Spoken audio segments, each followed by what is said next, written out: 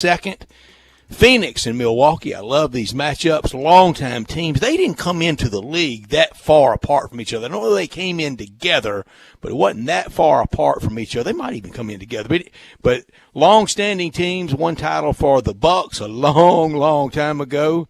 Days of yore ago, for sure, and never for Phoenix. And tonight in Phoenix, what a contrast, Gabe Kuhn. You got the Suns Arena right there smacking downtown, where it will be popping and cracking Tony Allen style like it's never popped and cracked, because they can feel it. They know. Unlike 76 against the vaunted Celtics and in 93 against the vaunted Michael Jordan Bulls, they were steep underdogs. They're heavy favorites tonight, and not if it's 4 blocks. Sits Chase Field, where the Arizona Diamondbacks tonight will be playing, and nobody will be there. Yeah, and that Arizona Diamondbacks team, my gosh, this is one of the worst MLB teams, I might say. I would venture to say of all time, but they do have something to root for tonight. I'm excited. Giannis trying to do everything he can to come back. They've upgraded him already from doubtful to questionable. But I don't know if you need to make him go game 1 if it's going to be sketchy. If he goes game 2 through 7, that's what you'd want to save him for if you're the Bucks. Yeah, they really just have to get one, so maybe another night of shutdown maintenance, safe side. And you also don't want to, and I heard Peter Edmondson and Anthony Sane making this point in a great style this morning on Sports 56 Mornings. You don't want to do anything to him on making him play if he doesn't feel like he's ready, because you don't want a potential Kawhi or just a broken trust going forward. Right. Now, it's a fine line, and Anthony and Peter debated it well this morning, very well. It's a fine line between it's now or never. When are the Bucks going to be back in it, where they're 4 games away from winning an NBA title for the first time in 50 years? But also, you can't destroy a bond, a front office bond, coaching bond with Giannis. Absolutely not. He's the guy you need to have going forward. He's your main part. He's your A. And some people will say that he's not the Batman. They say he's the B in regards to talking about Kendrick Perkins and how he talks about Chris Middleton. But he's a guy you have to keep around if you're the Bucks, and he's a guy that you have to keep happy. So I would not want to fracture that relationship. But to that point, I would venture to say, and maybe this is an assumption on my part, maybe I'm speculating, but I would think Giannis is one of the main proponents of playing as soon as possible. Oh, I bet so too. I bet, but that's where cooler professional medical heads have to step in and go, we don't think you're ready, and we don't want to do, damage, unforeseen damage. And it's easy. I know already somebody out there has got to be thinking, it's hanging by one blood vessel. You got to go out there and try to win the NBA Finals. Absolutely. That is very easy for you to say when Giannis, at least 6 more years, 7 more years at an average of 30, 35, 40 million. It's a long-term investment, Brett. This isn't a short-term thing. Now, granted, you don't know if he'll be back, but you do not need to risk getting him hurt long-term for one game, for game 1 of the NBA Finals. You can play him down the road. Agree. I certainly think he will play. I do. Johnny, it's weird because, just getting off happy hour, Johnny doesn't think he'll play in the series. I'm curious about that. We've seen upgrades at all in the series. Tonight. That's what he's thinking. But I think based on the upgrades we've seen, he's gonna get in there. It's just a matter of when, and I think they are going to make the right but cautious decision when you're talking about the NBA Finals. Because if this was the second round of the playoffs, I'm sure that they would sit him out for a little longer. But given that it's the finals, I think that they're going to push it a tad bit, as they probably should, given the situation. we are under the watchful eye of Bryant Dacus. He's our producer, and we're glad to have Bryant in with us this afternoon. We are Sportstime. Dave's out this week. We'll be back next Monday. Gabe in with me all week on the co-hosting side. If you're watching on the live stream, on video, on Zoom, you see Gabe in our Family Leisure studios. We're glad to have Family Leisure, as always, aboard with us. Where family and fun come together. It's time to get out of the house. Come by Family Leisure. Great pricing on the in-stock and incoming products, and always keep the kids active. Play gyms are in stock, ready for delivery, and there's markdowns on remaining game room products and massage chairs. Get out, go get the hot tubs. They're going fast. I know it's summer right now, but it's never too early to start thinking for the winter. Go get your hot tubs. Reserve yours now before the cold weather comes. Again, Family Leisure, where family and fun comes together. 2120 Whitten Road, just north of I-40. Gabe, it is so easy, as I was talking about with Giannis and a potential injury and I've been guilty of it before.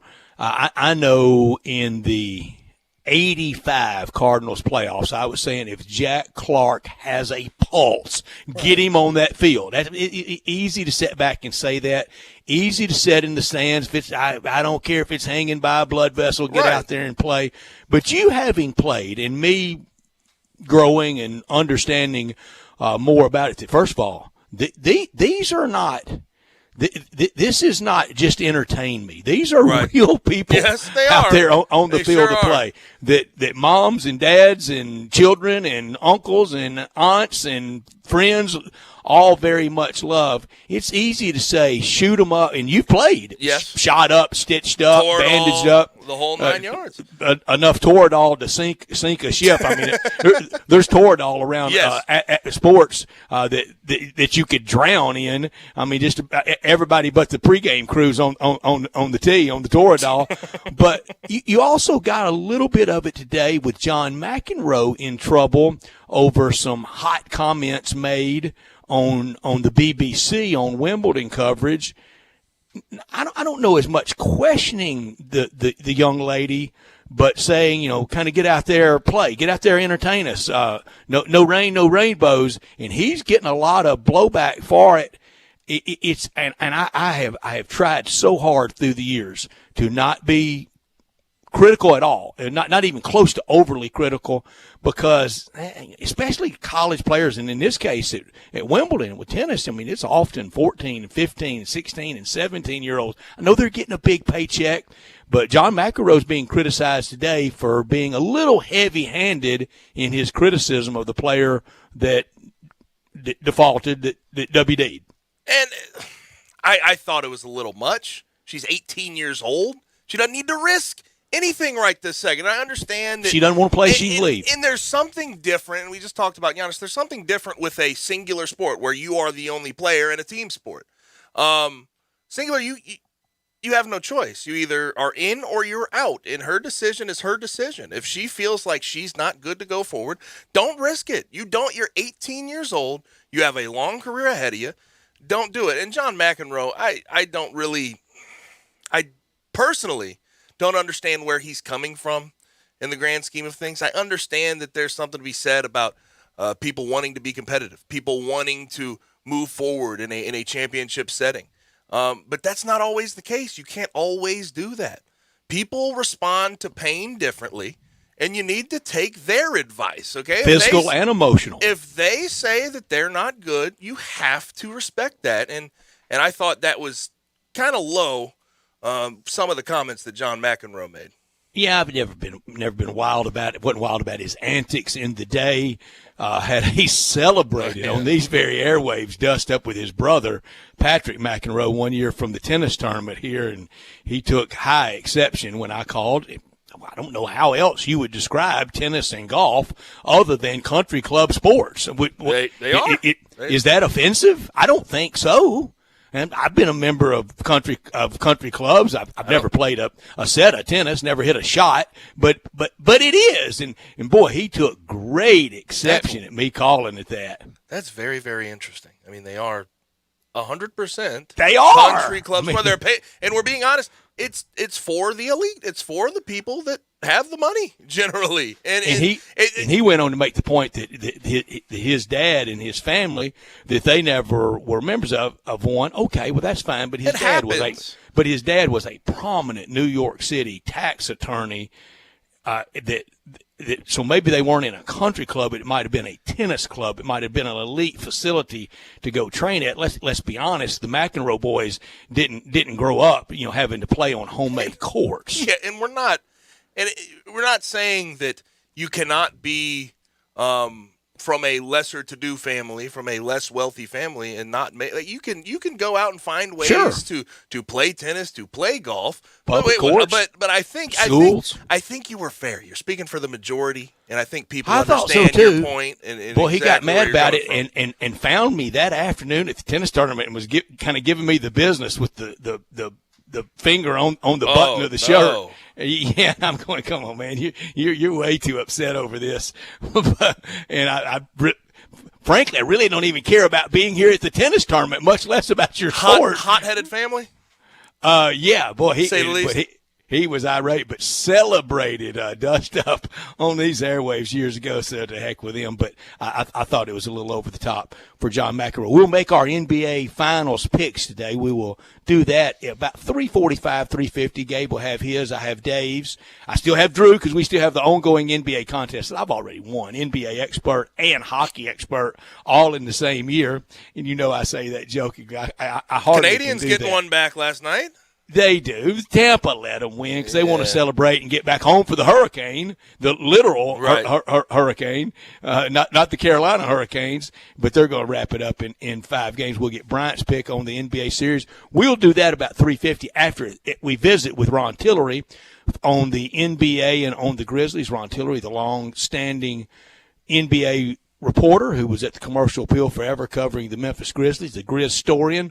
We visit with him at 3:30 at 4 o'clock. College football conversation with Brent Beard as we're getting close to media days around the country at 4:30. Really looking forward to it. Thank you, Gabe, for getting this great guest, Adam Rittenberg, a name you know, a name you read, a Twitter site that you follow who covers college football so well at ESPN, primarily the Big Ten, but we'll get a lot of overarching views from him, kind of the national view as well as Big Ten conversation. More finals talk, Bo Marchant at 5 o'clock on the NFL. We're getting closer and closer to training camp and closer for Bo to be at the Hall of Fame ceremonies on Thursday night, August 5th, when they have the 2 gigantic classes going in. It's putting a lot of pressure on hotels and accommodations and things like that for friends and families of those 2 big classes to make up for last year. And then also with Bo, we will start our countdown of every division today.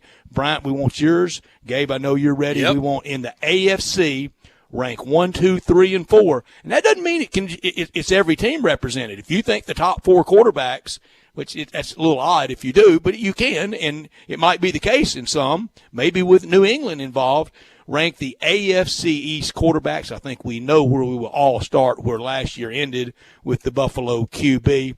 And then at 5:30, we're going to do a top 5 Big Ten bucket list stadiums you've never visited. I've never been to a game in the Big Ten. I'm going to my first in late August when I go see Nebraska and Illinois. I had to leave off one that I'm a big fan of, and I think you can guess which one. Iowa. I've been to Iowa at Kinnick Stadium, so I had to leave that one off. But I'll tell you that game day experience is really underrated. The legend of now Kinnick, right? I almost said never mind. Very much in mind. They're great. The great dynamic they've built with the Children's Hospital there and the ceremonial wave at every game. That is one of the fantastic college football experiences. I haven't experienced it, but from afar watching it. But now Kinnick was, he was the youngster extraordinaire in the state of Iowa growing up. His nickname was the Cornhusker Comet, kind of like Gale Sayers later, and he was destined for maybe the presidency, maybe just something gigantic. Won the Heisman Trophy at Iowa, was killed in action in World War II. Yep. I don't know that if they still do it or not, but for a long time in the Big Ten, for Big Ten conference games, the coin that they would use for coin toss, on one side would be the Big Ten logo, and the other side would be an inscription honoring Niall Kinnick. And very deserved. I don't know if they still do that. I don't very deserved, regardless, because Niall Kinnick, absolute I've got legend. a book. I'm turned around trying to find it. It's by Bill Pennington on the Heismans, and he really chronicles that story well. And just the anticipation, the hope. There's a lot of young men that there was so much hope for that perished so valiantly in World War II, but he was one of them. So I want to talk. I've got him on my list because I've never been to a game. I'm looking. Right. I left out Illinois and Memorial Stadium, really the true start, the true home of Papa Bear, of George Halas. I left that out because I'm going, or it would have made my top 5. So we'll do our top 5 Big Ten bucket list. Did you go on any recruiting visits in the Big Ten? Yes, Illinois and Iowa. Good both. deal. So, good deal.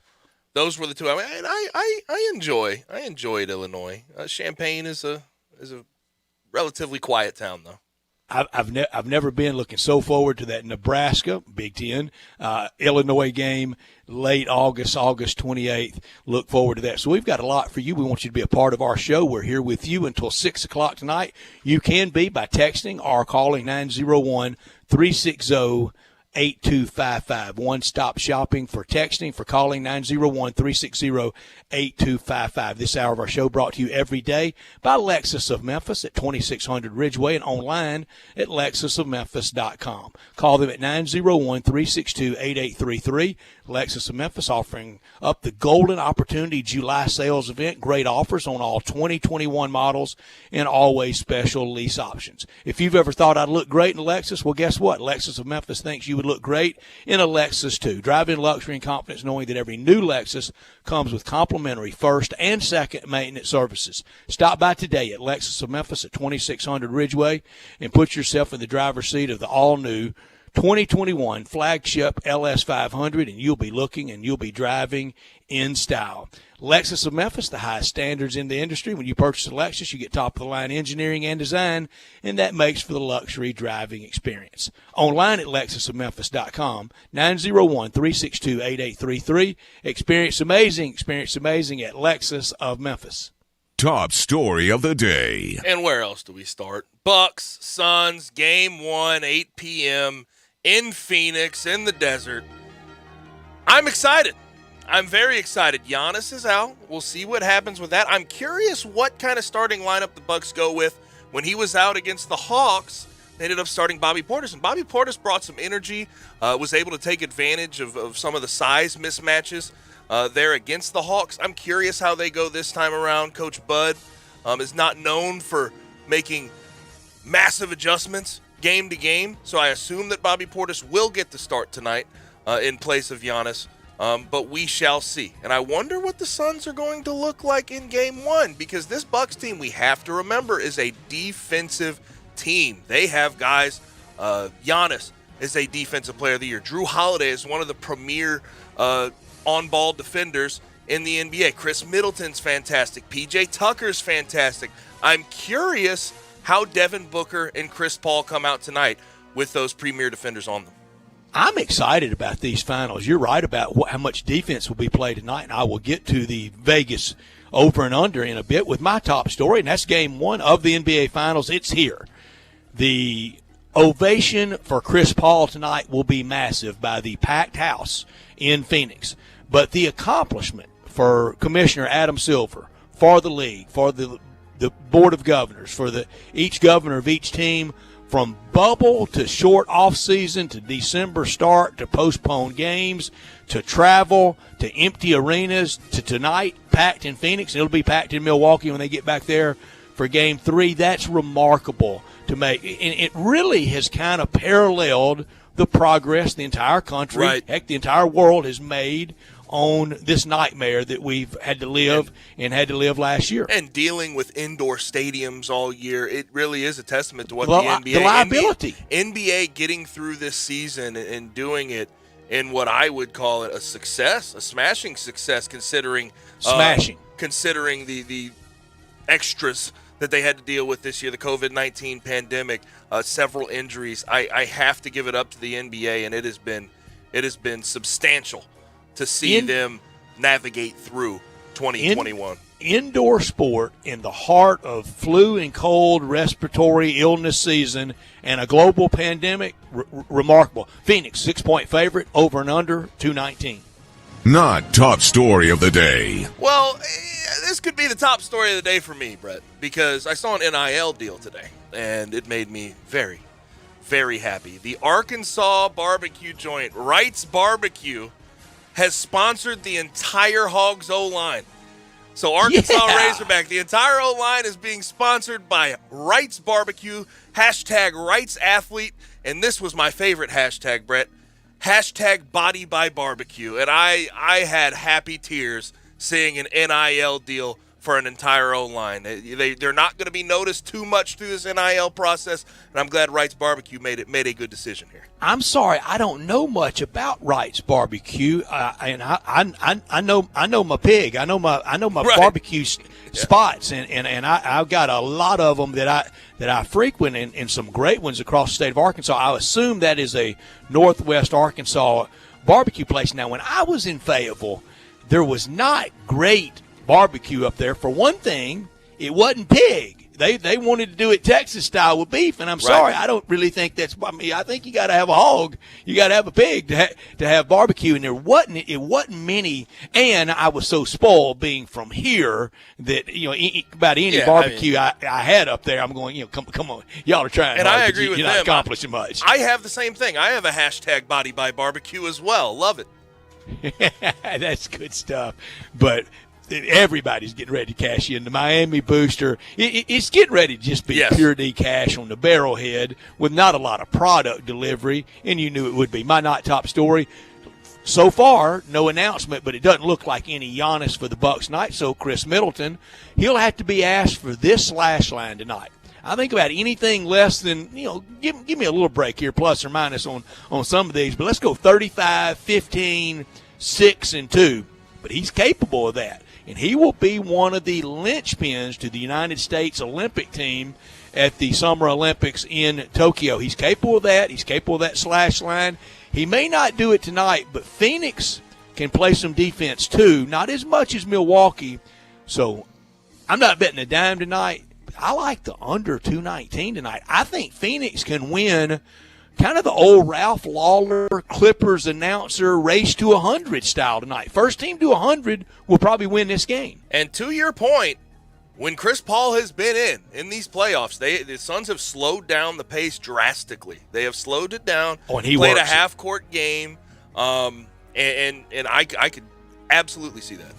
Coach on the floor, conductor on the floor. Again, and Anthony Sain set me straight yesterday. We got to let 2013 go. You really do. But there was so much contempt, so much pure D, sports hate, enmity for Chris Paul that I never thought I would relax this. I had Rob Fisher crying one day during laughing over the 2016 Olympics when I said it's hard for me to pull for the United States with Chris Paul on the team. And now I'm very much for Phoenix tonight. It goes to show that you can teach an old dog new tricks, and I'm certainly learning them with this. But to watch him now on the cusp of getting his title already.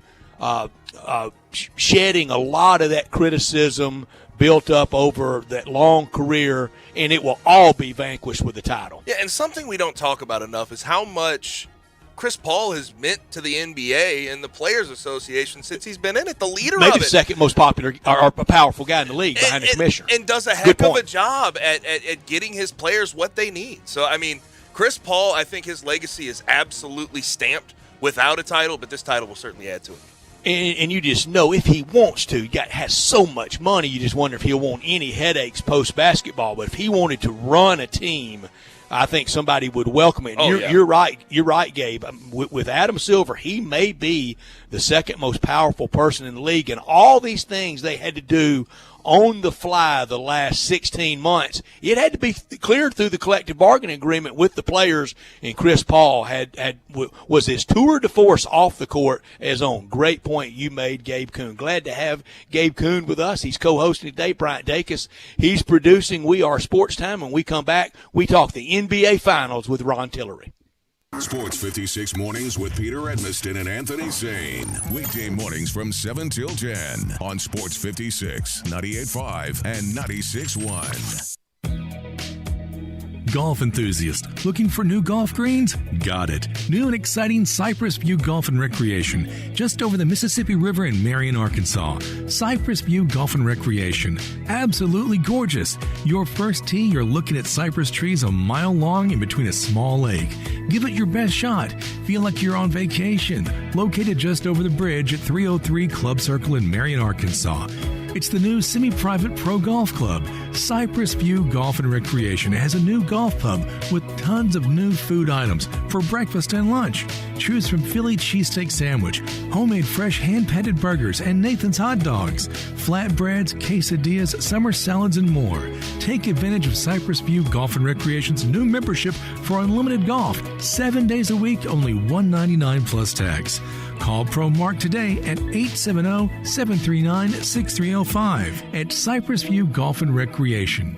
I'm here with the great Pat Donahue from the Rendezvous Restaurant Shipping Department. Thanks, Brett. We've been shipping our ribs all over the country now for decades from our USDA-inspected shipping kitchen in the Pinch District. We hand-cook our ribs in pits that Mr. Charlie built over charcoal, just like they do at the restaurant. So what comes in a rib box? We could do pork shoulder, we could do ribs, our sauce, seasoning, baked beans, coleslaw. We'll even throw in Pancho's cheese dip with our nacho boxes. We also put a bag of Rendezvous seasoned popcorn, heating instructions, some chef hats, some wet naps, and some other helpful tips from our kitchen. We ship our ribs overnight, exclusively FedEx. And we put them in nice packaging. We don't ever want to use styrofoam, so we use corrugated cardboard, actually 2 boxes that fit nice together. So the ribs get to you, your loved ones, or your clients in a safe, wholesome manner. Rendezvous ribs are perfect for out-of-town clients, customers, loved ones. We also ship ribs for any occasion. Where do we order these great ribs? You can go to www.hogsfly.com or give us a call at 1-888-464-7359. Charlie Burgos' Rendezvous Restaurant in the alley since 1948. Nestled in the heart of East Memphis, located corner of Park and Cherry, is a beautiful residential neighborhood. I'm here at Town Village Audubon Park interviewing a new resident, Carolyn. Share with us why you chose Town Village. Well, if your parents or special friends need to make that big move, let me share with you my experience. It was tough for me to leave home, but then I discovered Town Village. I would like to highly recommend Town Village to you and your loved ones. After looking at all the amenities and meeting all the people and staff, I was hooked. From restaurant, bistro, 3 meals per day, housekeeping, transportation, security, health care, physical therapy, exercise room, and even a heated pool and spa. Come see us and make your new home at Town Village. Visit us and call Daniel at Town Village Audubon Park at 901-374-7342. There's no place like home, Town Village. Now, back to Sports Time on Sports 56 with Wolo and Stack. This hour of Sports Time is brought to you by Lexus of Memphis. Here once again are Dave Wolochin and Brett Norsworthy.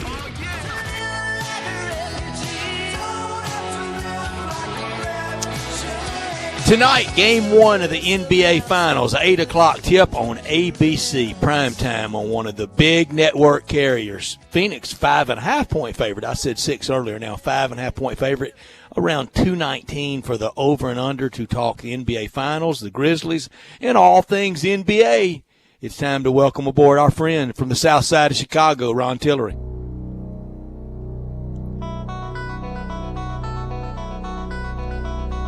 That music signifies Ron Tillery about to jump in with us. And we're glad always to visit with him.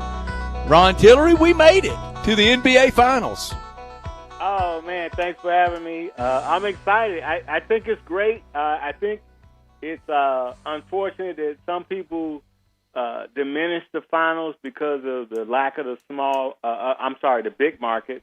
But how awesome is it that you have Phoenix in Milwaukee?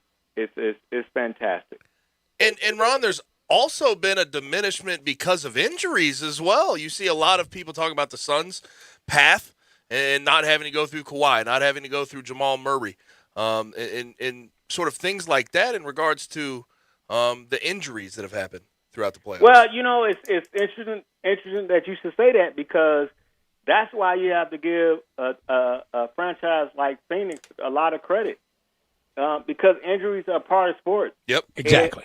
And they survived it. I mean, look at Chris Paul. Yeah, Chris Paul had his issues. Yeah, what a story. I mean, he came back and played. And Devin Booker and Aiden and Mikal Bridges, they all survived the grind. So, give them credit for getting through it. Ron, you and Gabe touch on, and of course neither one of y'all are like this. And Gabe's question was Scott's in kind of the overview, not him believing this. But boy, there's a lot of snoots out there. If it's not big market, if it's not Celtics, Lakers, Yankees, Dodgers, Cowboys, and whoever else. Cowboys kind of feels the bill for them. They don't really like it, and then they use the injury, and I can either assume they've had a bad case of amnesia or they're too stupid to know the past. It's one or the other. I can remember Magic Johnson with a shredded ankle and couldn't go against the Pistons, opening the door for the Pistons' first title in the late 80s. Either the year before or somewhere in that stretch. Same thing for Isaiah Thomas with a badly injured ankle, or the Pistons probably break through before they finally did. I mean, the injuries are a part of sport, whether you play 72, 82, start in October, or start in February. Exactly. And Magic Johnson was injured in the 90s when the Bulls broke through.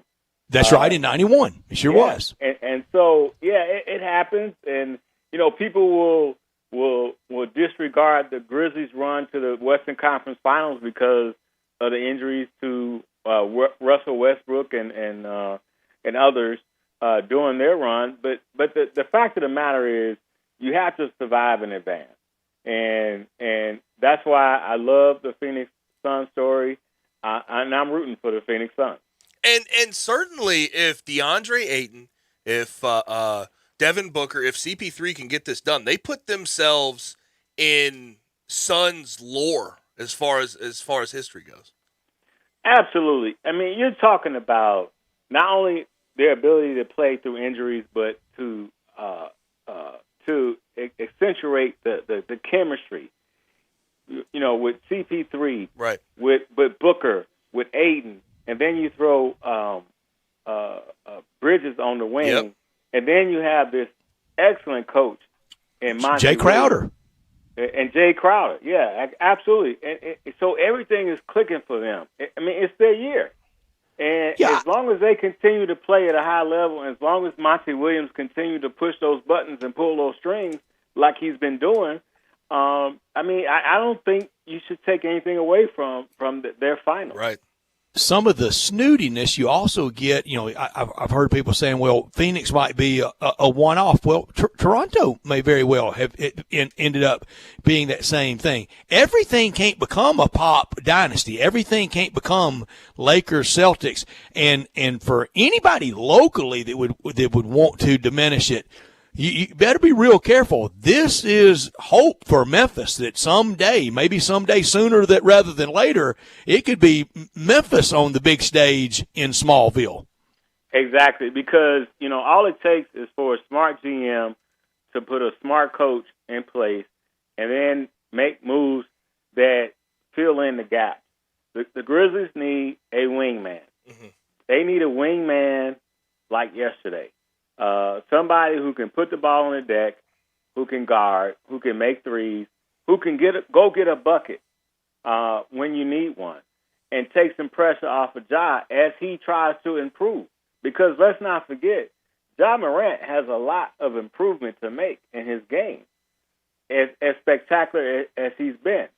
So it is absolutely possible, and Phoenix is showing that. Now, and with the Bucks, listen, whether Giannis plays or not, they have an opportunity, but I think they're limited, in terms of what buttons Budenholzer can push, and I think he's limited as a coach. But if Giannis plays, then it's going to put a lot of pressure on the Suns because you can't stop him.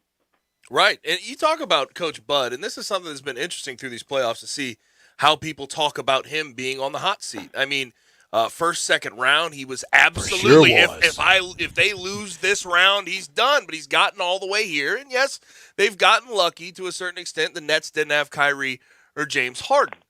Yeah. But even with this, even getting into the NBA Finals, if he goes on to lose, do you think he's still one of the coaches in the NBA going into next season that will be on the hot seat?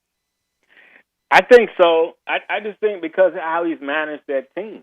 Right. I totally agree with what Charles Barkley said inside. It's almost, I mean, this sounds crazy, but it's true. It's almost like Bud was fortunate that Giannis got hurt. Mm-hmm. Because with Giannis, he just doesn't know how to manage this basketball team. You got Middleton and you got their point guard. I'm losing his name right now because I'm old, y'all. Drew Holiday. Drew Holiday, and you got these guys rising to the occasion. But when everybody's healthy, Bud doesn't seem to know what buttons to push and what strings to pull. So it's almost like he got lucky that Giannis got hurt. I'm a little surprised that we didn't have a retirement from one of the – and I'm talking mostly Greg Popovich here. I thought he might be in line to retire and maybe Budenholzer go there. Doesn't look like that's going to happen. But there are a couple of coaches that start next year, and I think Budenholzer, if he doesn't win it, if he wins it, that insulates him for a long time. But if he doesn't win it, you don't want to start 4-16, well, or 4-13. Well, yeah. I mean, I don't think he's shown himself well. I wouldn't go forward with him, and I think I said this on your show last week. Win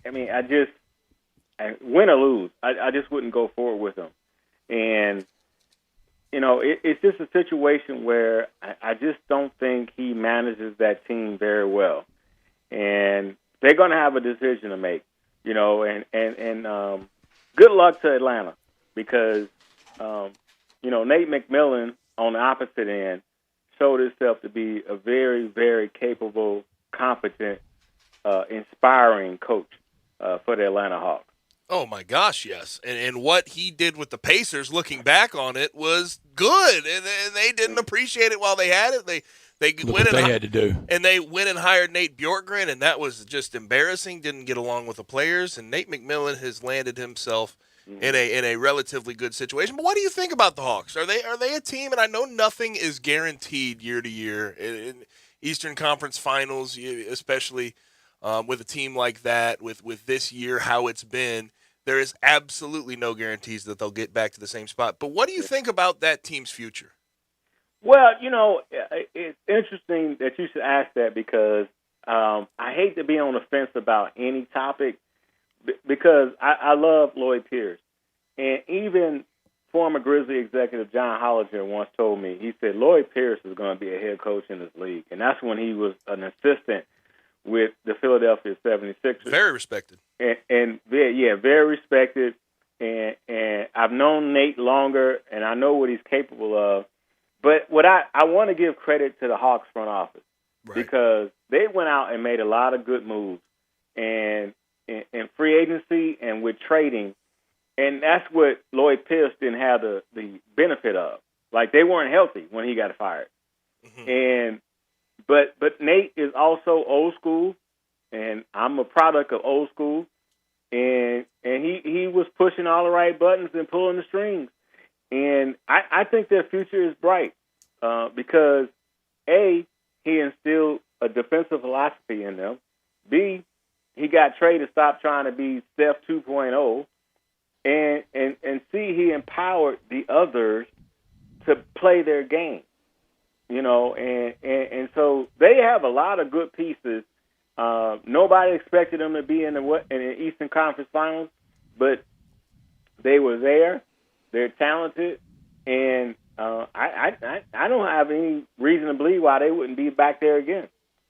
Ron Tillery, our guest, talking NBA. He's with us every Tuesday afternoon. Longtime beat writer at the Commercial Appeal covering the Memphis Grizzlies, and we call him Grizzstorian, and we call him that for a reason. Let's go back to that Grizzlies past today with the news around the NBA of Chris Wallace. And spirit of full disclosure, Chris Wallace and I are very good friends. And we talk 2 or 3 times a week. We text a lot. It is never, ever about the NBA, ever. I mean, never, ever. But today he was named as director of scouting for the Houston Rockets. One thing people cannot take from Chris is he was very instrumental in building the core 4. Yes, and I'm not surprised that he got a job that with a franchise that respected him. And as the historian, I'm going to say that one of the best moves that Chris Wallace made, in addition to getting Tony Allen, was hiring Eggman, because Eggman was connected. And Chris Wallace always said, you need people who are connected. And I think that's what Chris is going to take to and I'm talking about Kenny Williamson. I keep calling him Eggman, so if people don't know who I'm talking about, it's Kenny Williamson. But what Chris takes to Houston is a connection, and somebody who is able to deal with people, and he's earned that job. I mean, and so I just wish him the best of luck. What do you think went so south here with Chris Wallace and the Grizzlies? Was it just a holding on a little too long of what the grit and grind era was, or was it something else? Well, oh boy, I wanted to stay away from this. Oh, okay. but now you're gonna get me talking about Rachel Nichols. Oh gosh. And Malika Andrews. Gotcha. And props to Malika Andrews for getting that opportunity to coach not to coach the finals, but to work the finals, because Rachel Andrews felt like she was entitled and all of that. So as it relates to Chris, I just think Robert Parra and the people around him just went with people who felt like they were entitled. And I'm not going to name names because I know them all, and I'm not going to give them that satisfaction. And they got a lot of people in place who aren't qualified for that job. And so now, to bolster yourself, you got to get rid of Chris Wallace. Yep. But there's nothing to suggest that a guy who built a team that went to the Western Conference Finals isn't qualified to do his job. Mm-hmm. And so that's kind of how I feel about it. There's nothing to suggest that Rachel Nichols believes that Maria Taylor isn't qualified to do her job. So it's that privilege and that's entitlement that you really get exhausted by. You're exhausted by it. You really do, Ron. And here for Chris, and you never heard him one time complain. I would beg him, and he would say, "Brett, we don't talk NBA, and we hardly don't." I would beg him. I said, "You've got people shooting at you from the front and the back, and you've got absolute lightweight neophytes trying to sabotage you," and they ultimately did here, and some now making basketball decisions that really should be in charge of cutting ribbons on businesses opening for the Chamber of Commerce. Yeah. I mean, it's unfortunate, and again, I want to congratulate Malika Andrews, but for being given the opportunity. She earned it. When this privileged and entitled person in Rachel Nichols, I don't even know both of them. I don't know Malika. I don't know Rachel. I do know Maria Taylor a little, and think a lot of her. Yeah, I don't know either one of them. But to suggest that somebody is not qualified or deserving of the opportunity, I've got so many stories, and this is why, Gabe, I didn't want to go. No, I hear you. Because I got so many stories about the commercial appeal, where I work with people, editors and colleagues, who did the same thing, and it's sickening. I mean, because people worked their asses off to get where they are, and they should not be belittled or they should not be diminished when they get an opportunity to succeed. You're 100% right. It's gross. It's nasty. There's not an adjective bad enough to describe some of the things that go on in the industry in regards to getting black people, people of color, into those opportunities. And in the conversations that are had are nasty. Yeah, Rachel Nichols, she was fine for diversity and inclusion and people getting a helping hand, but don't touch my little island. Exactly, yep. And thing about it is, to both of you guys' point, is I think a lot of people will be shocked when they learn of what people who they revere, when they learn of what they've said behind closed doors. Yep. They will be shocked. And there's a lot of people in the local Memphis media who people revere who are, y'all gonna make me cuss. They play nasty. They play nasty. And many of them are inauthentic. Yeah. And it's just, and it's not playing the race card. And right. I want people to listen to Ron Tillery right now and don't think that I'm playing the race card. It's not playing the race card. It's facts. It's the truth. Mm-hmm. These are facts. And so it's disturbing on a lot of levels. Ron, give us a finals pick, and then we're gonna make ours after the break. Phoenix or Milwaukee, and how many games? I got Phoenix. I think it's gonna be a long series. So I'm gonna say Phoenix in 6 or 7.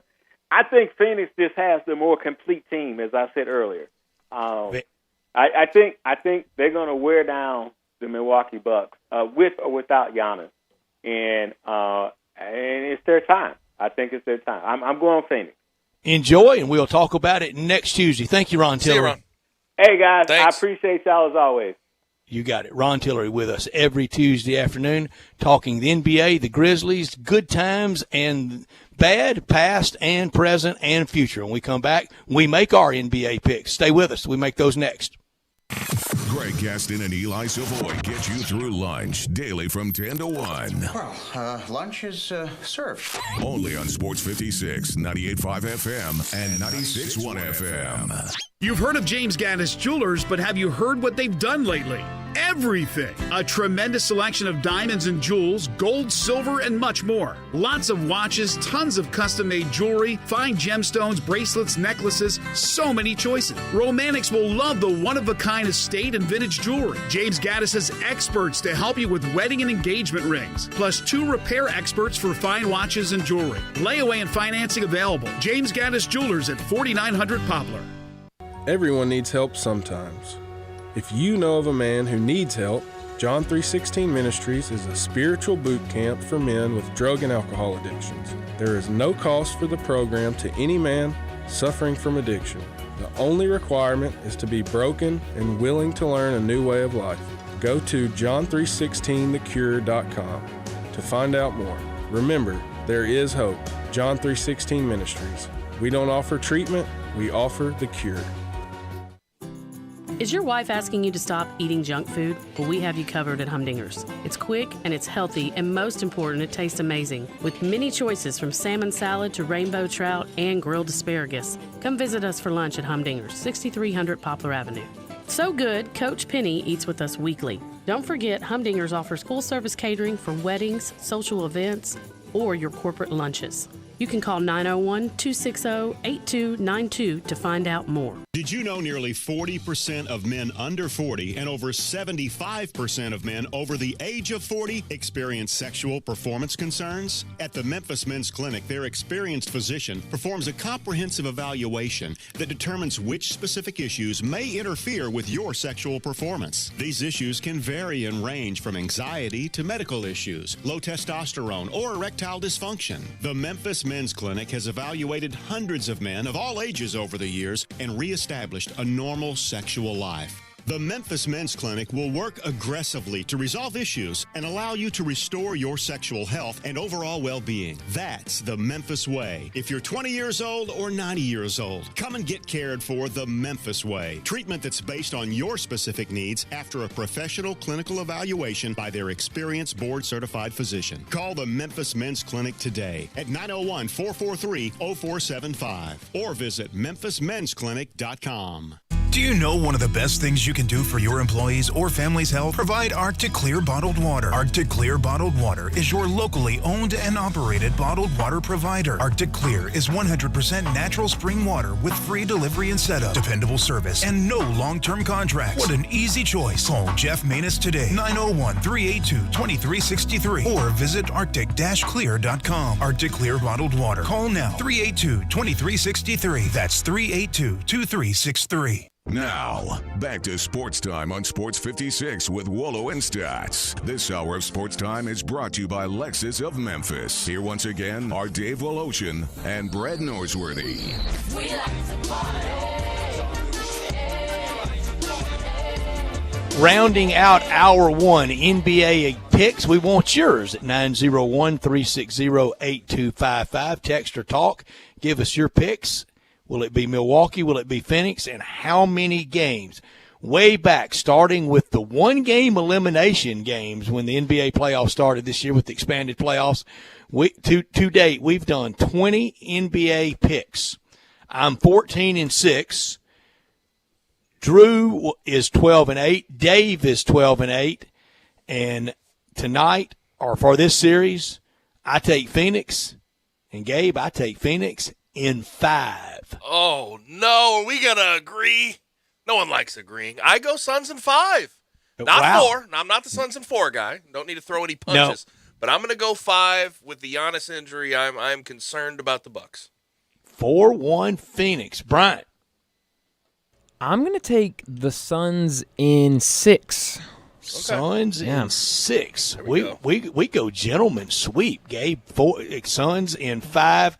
I don't think there's the math there, but the practicality of trying to do it totally rests on going up 1-0. They can't lose tonight. Oh, no.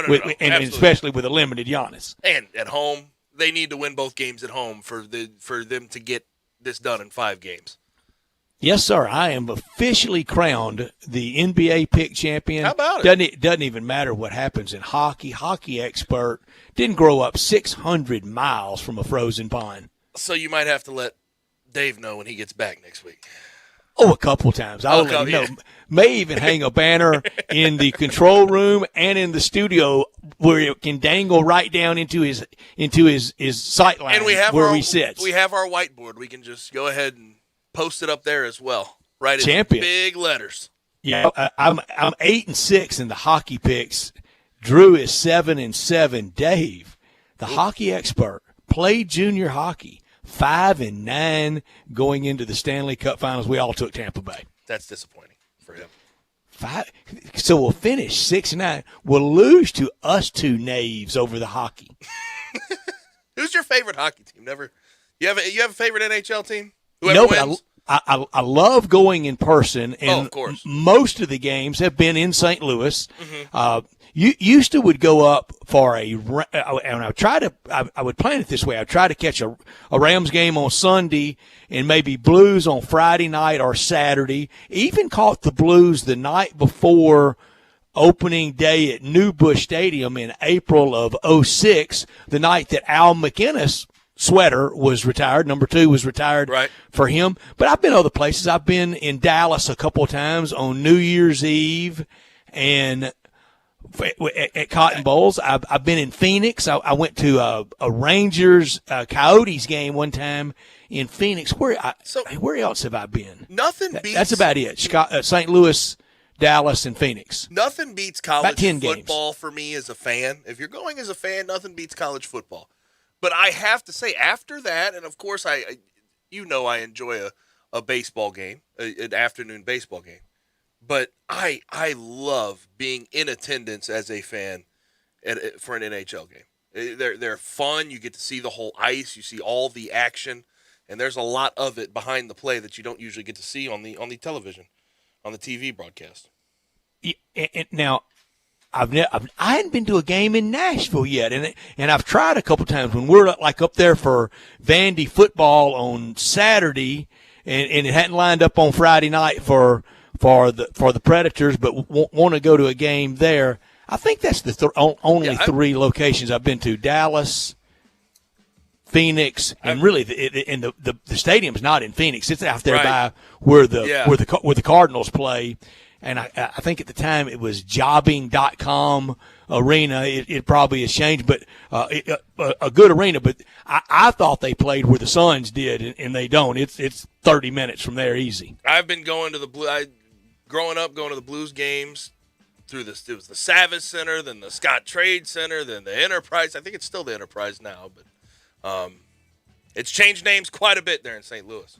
And I've had fun going in St. Louis. I love it in person. I'm not a Wild fan. I like it when it gets to the third period and gets down to the good stuff. Yep. We're going to get down to the good stuff in the next hour. We're going to talk a lot of college football coming up in this hour at 4:30 from ESPN. Adam Rittenberg, you read him and you follow him on Twitter and you see him on ESPN's college football coverage. He's at 4:30. But up next, like always, on Tuesday, talking college football with us from Jacksonville, Brent Beard. Up next on Sportstime.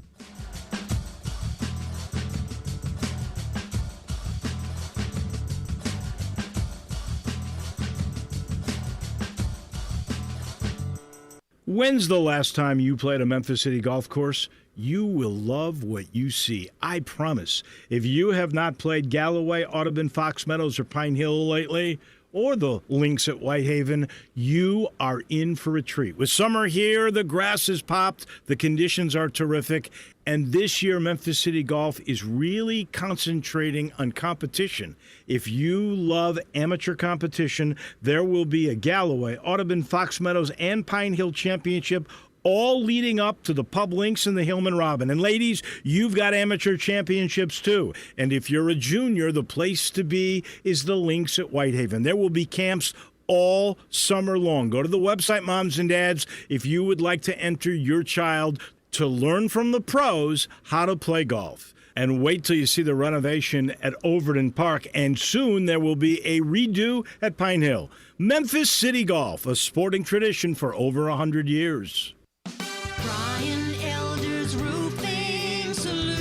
I'm Brian Elder. The great Kimmons Wilson of Holiday Inn had a slogan: the best surprise is no surprise. And that's so true. When I sit at your kitchen table, you're going to understand exactly what I'm going to do to your roof. From the underlayment to the hip shingles and ventilation, the flashing, the wood repairs, the cleanup, the crew safety, the warranty. It's amazing how many customers sign contracts being told none of that stuff. But the best surprise is no surprise. Insurance claims. Talk to your friends. More and more claims are being rejected, and only experienced claims specialists are getting those terrible decisions overturned. So if you don't hire me, please hire someone to manage the process with the experience to see it through. The best surprise is no surprise. 867-0303 or BrianElderRoofing.com. Call 867-0303. Brian Elder's Roofing Solutions. It's finally time to get out of the house. So make sure you stop by Family Leisure with great prices on in-stock and incoming products. Keep the kids active with play gyms, in stock, ready for delivery. And by the way, installation from the pros, I always recommend that. Markdowns on remaining game room products and those beautiful massage chairs. And the hot tubs, they're going fast. Get out of the house and get to Family Leisure. Wooden Road and I-40, where family and fun come together. Hurry, hurry, hurry. Step right up and save money like never before at the Sunrise Chevy Big Top 10 event. See high prices disappear before your very eyes. Huge discounts and factory rebates up to $6,000. Bankrupt, slow pay, divorce, it's okay. The Sunrise Chevy team has over $500 million available for immediate financing and wants to get you financed. An $18 million used car inventory specializing in cars and trucks that are $10,000. See them all at sunrisememphis.com. The Sunrise Chevy tent sale in Collierville. Find new roads to Collierville, partner. Need to sell your home? You're in luck because I buy houses. All you have to do is call Bill at 901-406-1101. That's 901-406-1101. Grab that PIN, 901-406-1101, or just save it in your phone. Bill at I Buy Houses. I Buy Houses buys houses in any area, in any condition, at any time. As simple as that. I Buy Houses is guaranteed to close in 5 days. So if you need your cash fast, just call Bill at I Buy Houses, 901-406-1101. Has your house been on the market? Were you just tired of renters? Or is it just time to start over? Well, avoid repairing, cleaning, painting, and prepping your house. Just pick up the phone and call Bill at 901-406-1101. That's Bill at I Buy Houses. If you're in Southwind, South Memphis, North Mississippi, North Memphis, Collierville, if you can hear this, just call my friend Bill at I Buy Houses, 901-406-1101. Remember the last time your family visited the forest? It's a place of wonder and imagination for the whole family, where stories come to life. And it's closer than you think. Ready to plan your next visit? Make the forest part of your story today at a local park near you, or find one at discovertheforest.org. Brought to you by the United States Forest Service and the Ad Council. We are Sports 56 WHBQ Memphis, W253DF Memphis, and WIVG Tunica Memphis. Flynn Broadcasting Stations. Now, more of Sports Time on Sports 56 with Wolo and Stats. This hour of Sports Time is brought to you by Homer Skelton Hyundai. Here once again are Dave Olshin and Brett Norsworthy.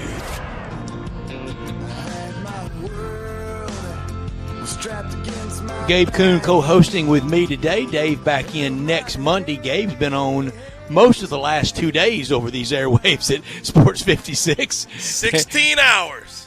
16? Well, gosh, I thought it was more than that. You can handle that. That was like 2 a days, wasn't it? Something like that. Something like that, Brett. Nothing like 2 a days, is it?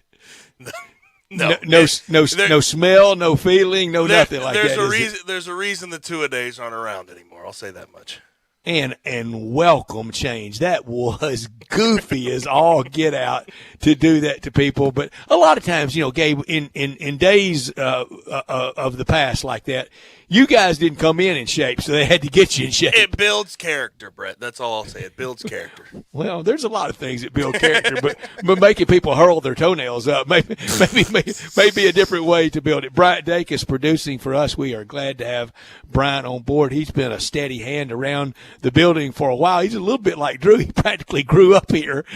Formative years spent at Flynn Broadcasting. We're glad to have him with us. As I said, Dave back next Monday. Every Tuesday at 4 o'clock starts with college football and college basketball talk with our friend down in Jacksonville, Brent Beard, as we approach these media days of summer. We're going to get back to it mostly like we should. I think we're going to have SEC media days mostly like it should be. In 2 weeks, we will be at the Winfrey. We know this will be the last ride of the Winfrey. They tried to kill it off a few years ago, and the pandemic saved it, but I don't think there's any saving it after this year, Brent.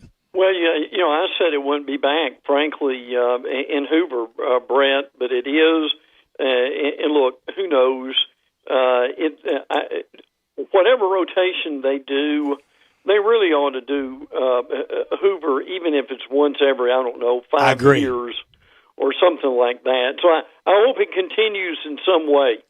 I have advocated for a while, including, and I know this is very, very, very taboo, including the championship football game. More times than not, have it in Atlanta at the Mercedes-Benz Stadium. Atlanta's been great. It was a great move to go from Legion Field. We know why it started there. But every so often, maybe every third or fourth one, have it in Dallas. Maybe even have it on the western side of the SEC footprint. Dallas would certainly fit that, but even in New Orleans, maybe in Houston, and I don't know, maybe the 50th, whenever we get around to that. Try this one time and just see how it works. Just try it one time. SEC championship game, first weekend in December at the Rose Bowl Stadium. Well, that would be tremendous, frankly, especially if the Rose Bowl folks would allow it. They wouldn't turn down rent money. No. I think especially nowadays, I think having it in Atlanta also has something to do with they try to dovetail this with the Hall of Fame in Atlanta. But look, the reality is it's great when you get there, but the problem is, and I understand this coming from fans, it's a tough drive as far as just through the traffic, and there's not very many places to park. So, but I do like what they are doing with basketball in that they move in around on a fairly normal basis. Although I think Nashville may be a great site for that. Listen, Brett, they've got it in Tampa this year coming up. Look, you probably remember this. They had it in Tampa a few years ago. It was family and friends, and that was about it. Not many friends. No, none at all. So I'm not sure they're not asking for a disaster by having it back in Tampa. So, curiously, I want to ask both of you guys this. When you get the SEC Media Days, what's it going to be like for Ed Orgeron? I mean, he's going to have a PR professional and an armed guard within about 2 feet of him at all times? Well, that's standard operating for Ed O.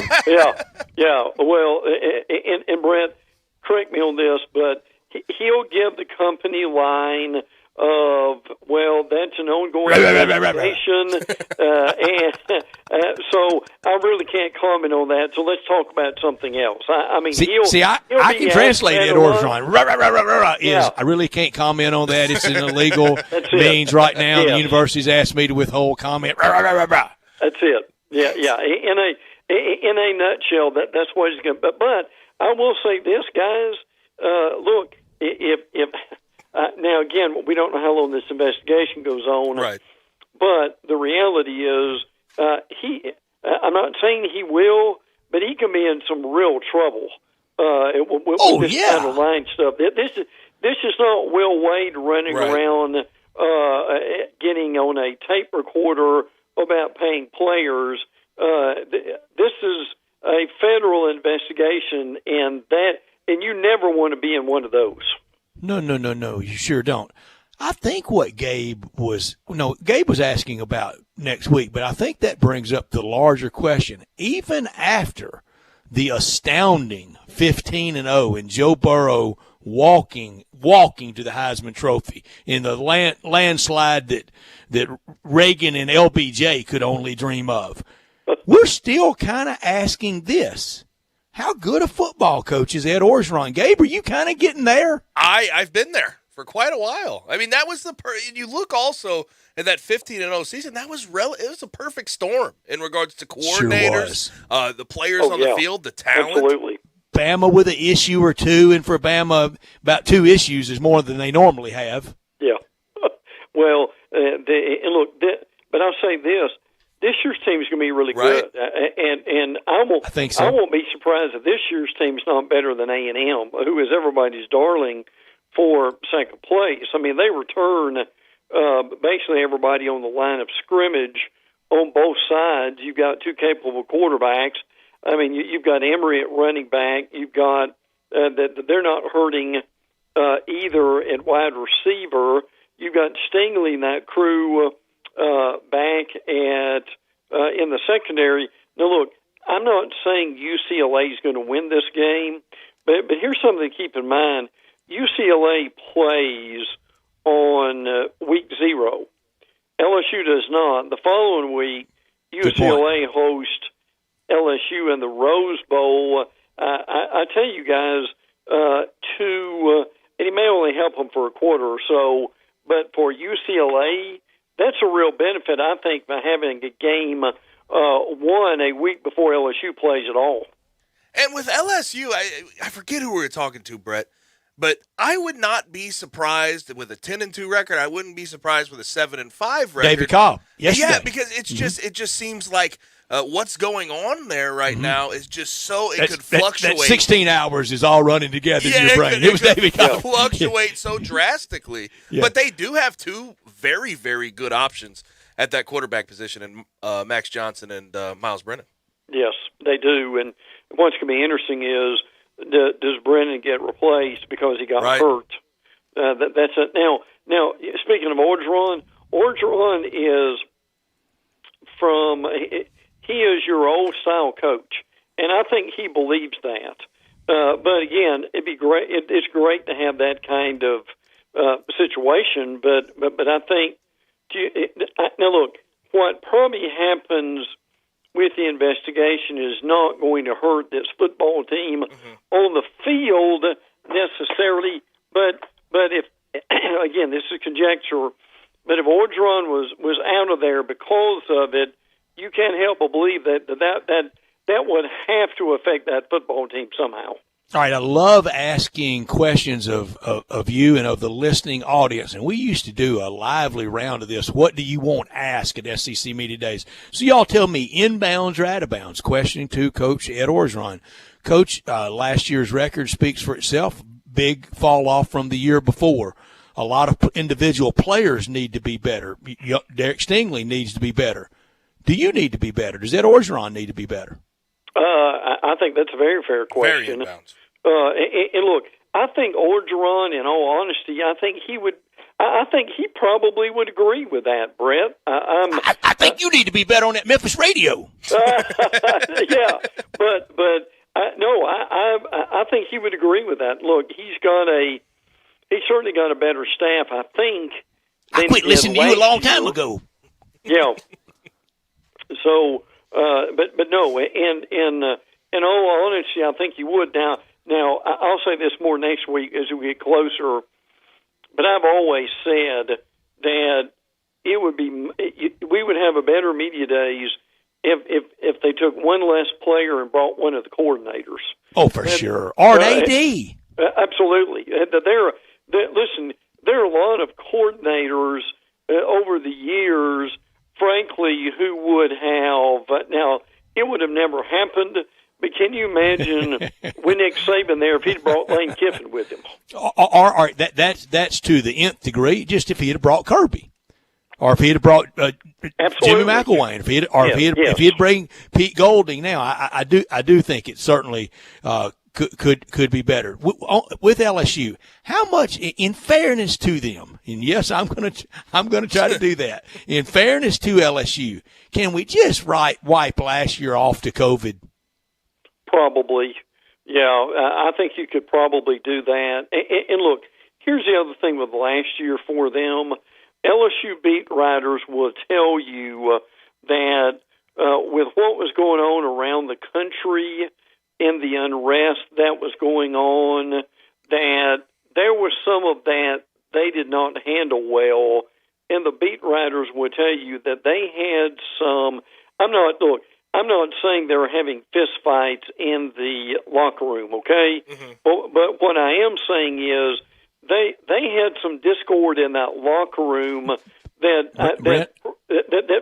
caused them some problems. Brent and Gabe, I'll say it. Brent, you were very nice and very diplomatic about it. I will say it.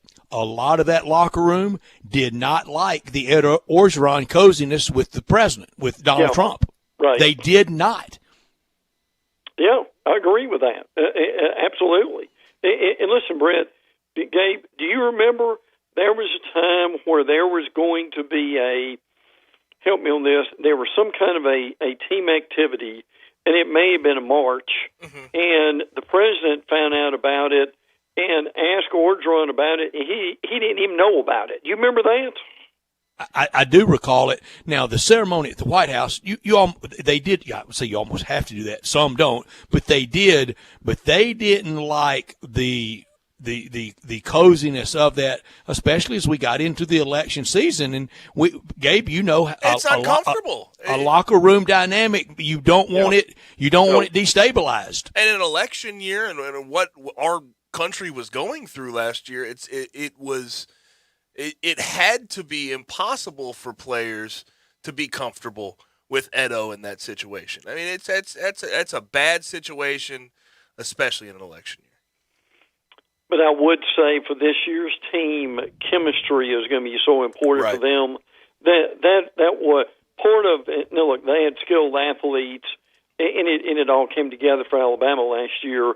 But I would argue that a great part of their success, those kids loved each other, and they were on the same page, and they worked together, and they had tremendous leadership that went along with that. Now, there have been some Bama teams that haven't, and they won on talent, but they had it all come together, and that's something LSU needs to happen this year.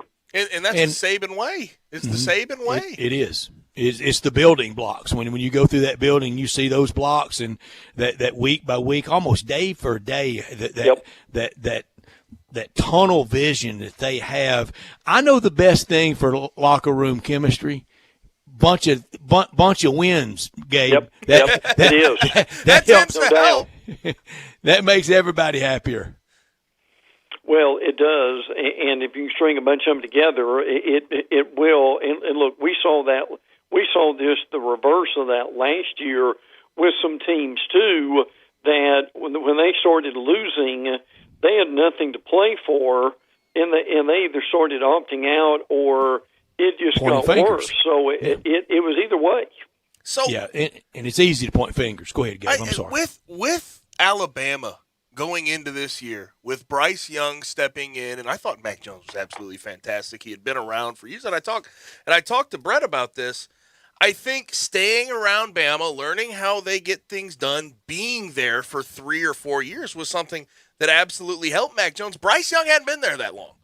Is this offense probably going to take a step back? I don't know. They were so fluid and so together last year, and again, the leadership they had, one of their better offensive lines probably since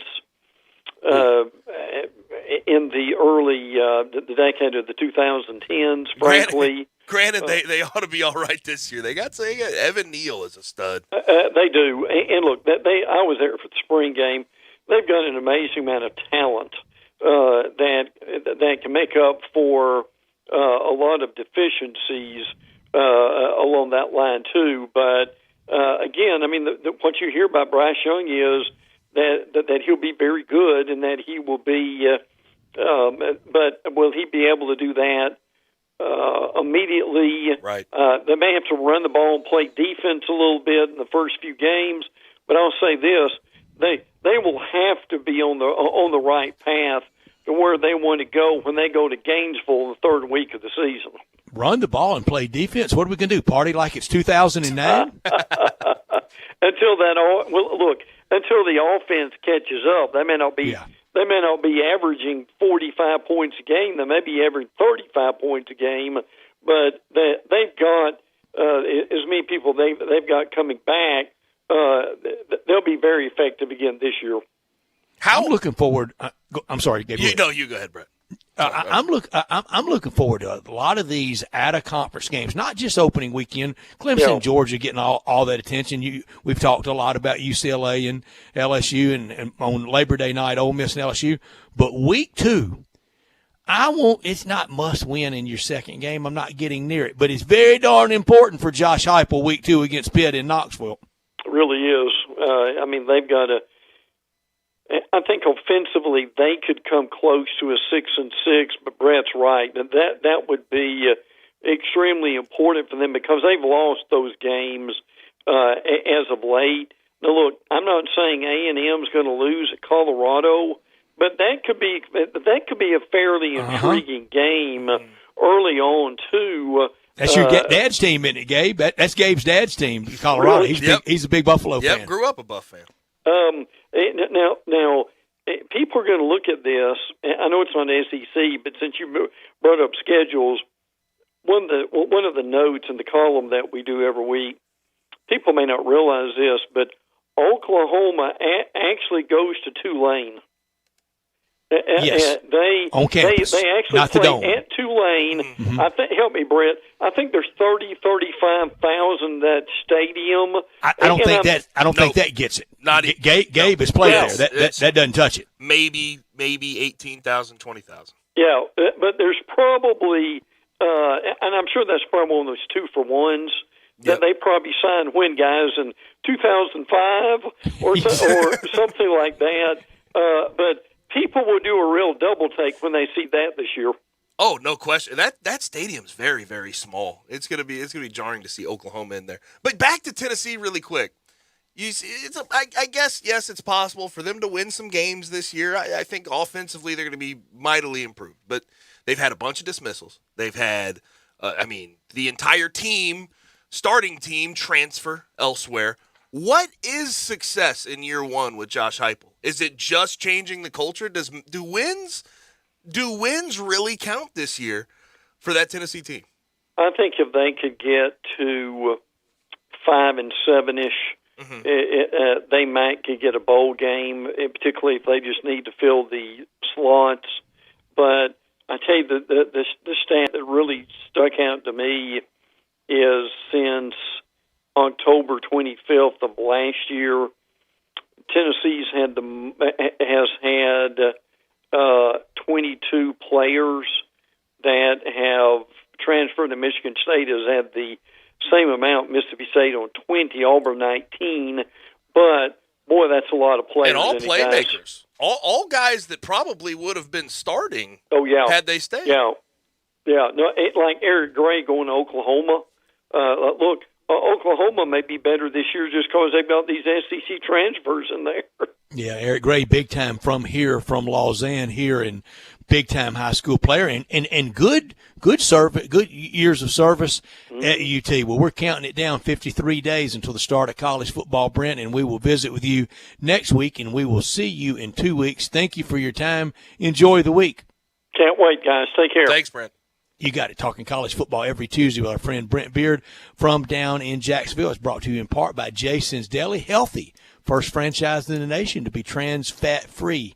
Jason Deli, all about choice. Whether you're seeking a gluten-free menu, vegetarian sandwiches, healthy kids meals, or if you'd like to invent your sandwich via the build-your-own selection, you'll be delighted at Jason's Deli. It's not just one location. It's locations on Ridgeway Road, Poplar and Highland, Olive Branch, and Cordova, and always online at jasonsdeli.com. And you can almost order on the fly. Visualize the college football offensive coordinator with all those plays on that play chart. They'll almost do that for you at Jason's Deli. You want the half specialty or the build-your-own sandwich and a cup of super fruit? You can get it. You want the half famous favorite sandwich and a cup of super fruit? You can get it. You can substitute one-time trip to the salad bar for super fruit. You can get it. The manager's half sandwich special, served with chips or baked chips. You can get it. They will improvise on the fly. They will audible at the line of scrimmage at Jason's Deli. All the salads, all the soups, all the cheeses, bread, spreads, all so good. Dine in, to go, delivery.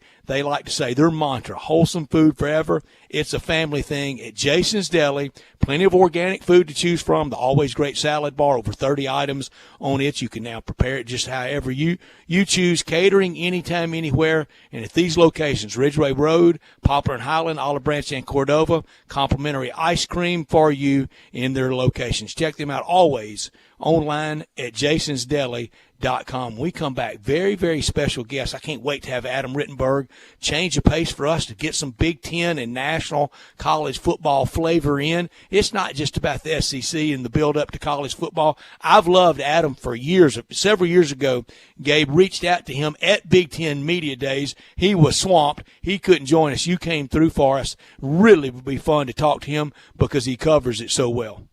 Yeah, Big Ten Media Day time seems to be a really be a tough time to hit up Adam. I would love to go to Big Ten Media Day one time. Hey, just for funsies, I would love to go to see that passion they have in what Ohio State. And I think I'm going to ask him if it offends when they get compared to being SEC like. Look, Ohio State is Ohio State like. Oh, 100%.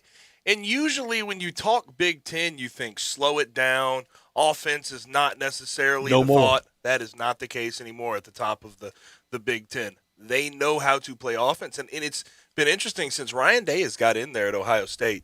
It's not the Urban Meyer quarterback situation. Ryan Day is somewhat, in my opinion, of a quarterback whisperer. 2 first-round guys in a row, working on another who's a pro-style guy, C.J. Stroud, who was a high recruit.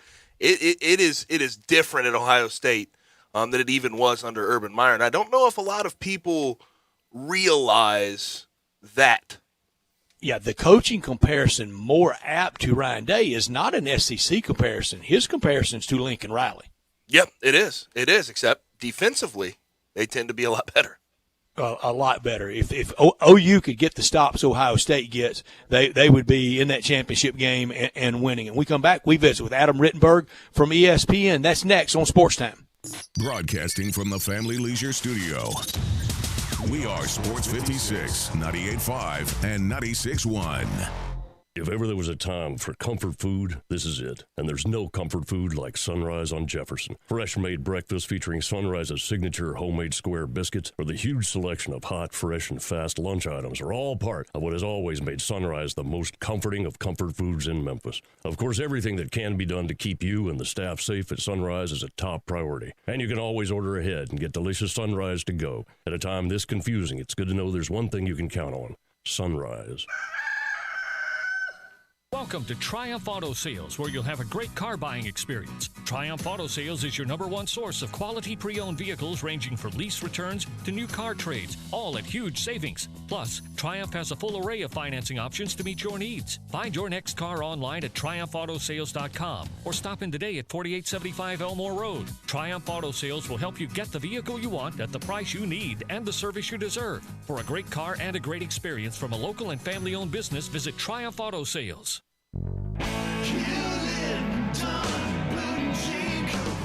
Hewlett & Dunn Boot and Clothing Company, we have it all. From handmade Amish leather belts, fine and casual clothing, boots, casual boots, work boots, fancy boots, and even safety-toed boots. Lots of cowboy hats to choose from, even Nebo lights, Orco hard coolers, good-looking duck head dress shirts, duck head caps, shorts, and pants. Tons of jeans from Ariat, Wrangler, Devil Dog, and Kimes Ranch jeans. At Hewlett & Dunn, we have a great selection of Old South t-shirts and caps. Fine clothing from dress to casual to Sunday best. Enjoy choosing from UFO's orthopedic-approved shoes. Hewlett & Dunn Boot and Clothing Company. Boots of every size, every color, every skin. Great quality Western, work, and safety toe boots. Hewlett & Dunn Boots and Clothing Company. 111 North Center Street, Collierville. Hewlett & Dunn. Hewlett & Dunn, serving you and your family since 1961. Listen Sundays at 11 a.m. to join Idlewild Presbyterian Church for worship. Idlewild is a PCUSA church located in Midtown Memphis.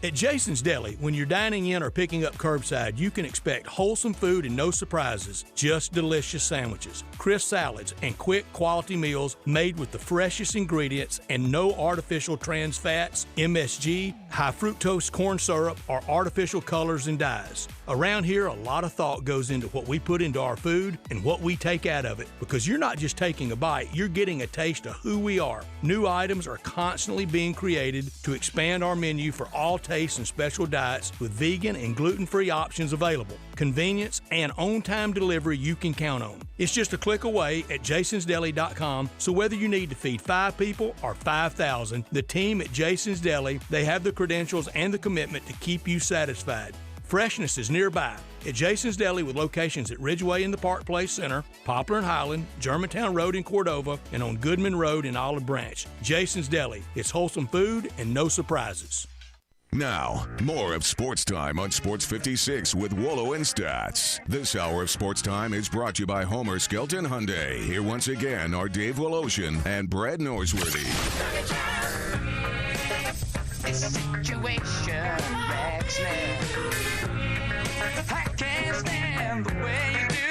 We welcome you back, and we are very excited to have Adam Rittenberg from ESPN. You've read him for years, for a long time, covering the Big Ten. So excited to have him with us. 53 days out from the start of college football, week 0, Big Ten hosting a Big Ten game that day with Nebraska Cornhuskers traveling to Champaign-Urbana to play Brett Bielema and Illinois. Adam Rittenberg, we are glad to have you with us in Memphis. I'm Brett. Gabe Kuhn, you know. Thank you for joining us. How are you, Adam? Oh, thanks for having me, guys. Appreciate it. Hope you had a good 4th of July holiday. Absolutely. Back at you. So you wrote today, and I found this interesting, and I talked about earlier this week, SMU. They ended up getting a commitment from a 5-star receiver, according to ESPN, and Jordan Hudson. And today they get a linebacker to commit, a transfer linebacker from Oregon, Isaac Slade. I do not know how to say the last name. I'm not even going to attempt. But my original thought was because of where SMU is located in the heart of Dallas, this may be a response for a lot of players in regards to NIL legislation. Is that the case, or is it just Sonny Dykes pulling off some good stuff in recruiting? Well, I think there's a couple things going on here. SMU has already established itself as sort of a transfer hub, namely because a lot of players are from the Dallas area or from the state of Texas. So if for whatever reason it doesn't work out at your first stop, you can essentially come home and play for a really good program and a good coach in Sonny Dykes and a team that's going to be in a great league in the AAC. And so that was sort of already in place before NIL kind of came about or became a reality. I'm sure that's part of the recruiting pitch. But in this particular case, with Isaac, he played for new defensive coordinator Jim Leavitt while Leavitt was the DC at Oregon back in 2018. So I think that's the real connection here is a player who has a past relationship with one of the new coaches at SMU. He knows the system he's going to be in and feels that that'll be a better fit for him than going forward in a new defense under Tim DeRuyter at Oregon, even though he had been a very successful player there. So I think again, every case, as you guys know, is different. But I think SMU, to your larger point, can sell a lot of things about its location, including the NIL part, but probably most of all, just the fact that guys can come home to play. Do you think that the big city situations are going to blossom in regards to the recruiting because of how many people are there, because of the big business, because of situations like that? We're in Memphis right now, and maybe that's the case. We have some big corporate donors. Do you think that that's going to come into play in a big way in recruiting? Yeah, see, it could. Honestly, I would feel stronger about Memphis, though, as a place, and not just saying this because I'm on with you guys, as a place where an athlete could maximize NIL value versus Dallas, where you have 4 professional teams that are right there, and your TCU is right down the street, and there's a lot of other competing interests. Whereas University of Memphis, everything is right there. For other than the Grizzlies, you're not competing with a lot, and so if there are people that want to be affiliated and want to connect with you individually, or just the fact that you're a Memphis Tiger, I think that you could have maybe even more value there. I think the kind of mid-sized cities or the markets where you're the only show in town could have greater NIL value than say a Dallas. But I'm sure SMU is selling it the other way. Hey, you come to Dallas, there's so many more businesses, there's so many more people, there's so many more opportunities. But I just get I remember. Do you guys remember Matt and Reggie TV, the USC TV show they did with Reggie Bush and Matt Leinart? I mean, they did that at a time. Obviously, there was no NIL, but there also was no NFL in LA. So they were the biggest show in the city of LA. That's not the case anymore. And I'm curious to see how the USC players will profit off of NIL in a much more competitive market now. Great point about L.A. It's hard for UCLA and USC to crack into the front page, the proverbial front page anymore. And in Dallas, if SMU keeps this up, somebody's going to start reminding them about Eric Dickerson and Craig James. SMU better be careful. They've gone down this road before. Yeah, they have. But again, I think just the attitude towards all of those things is different now, and you're obviously able to earn money, and it's not looked at as a real negative. So, they could back then too, Adam. It was just very negative under Ron Meyer and Bobby Collins, and people swear Bobby Collins had no clue about it when he took the job. Yeah. Are there any Trans Am dealerships still around that they're looking to? That would be great if somebody had a Trans Am contract. So has there been anything through this first sort of semi-week? We're not fully through a week of the NIL legislation of being a part of college sports. Has there been anything that's been jarring to you? Anything that has surprised you about what has gone down? I just think it's interesting to see the behavior of businesses. And I think that'll continue to be the most interesting part of this, as well as just the schools and and navigating it and where we're at from a federal a legislative standpoint. But again, you always hear the term business decision, and that comes with a lack of emotion. You're making the decision for the bottom line. But then you put college sports into the equation, and a lot of these people that are making these partnerships are fans of these schools, and they want to be affiliated with these schools. And so I'm just curious to see if athletes will just get these endorsement deals or what have you because they're affiliated with the school and their businesses that have those great feelings and emotions towards the school, or if how many of these are true. Hey, we see the real value in this athlete promoting our product, and we think from a business standpoint that we're going to make a lot of money being partnered with the quarterback at pick a school. So I think that I was talking with a Pac-12 coach about that last week. Is how many of these businesses look at it that way, and how many of them just want to be again have that good relationship with the university and they're fans of the school and they're kind of just throwing money at whoever just to kind of be part of the process. You have so many people talk about relevance in college football, Adam. You want to be relevant. You want to matter. You want to be a story. Well, Michigan's all those things. It's just not the story. It's just not the place we thought it would go. Can you believe we're already to this level and the real potential of Jim Harbaugh ending like this exists? Well, yeah, I mean, it's interesting. Someone who's covered the program now for, more than a decade fairly intensely, it's been a steady kind of decline. Although, Jim certainly did a good job early in his tenure. They were on the doorstep of the college football playoff. A lot of people thought they beat Ohio State in that game. It would have essentially gotten them into the Big Ten championship game back in 2016.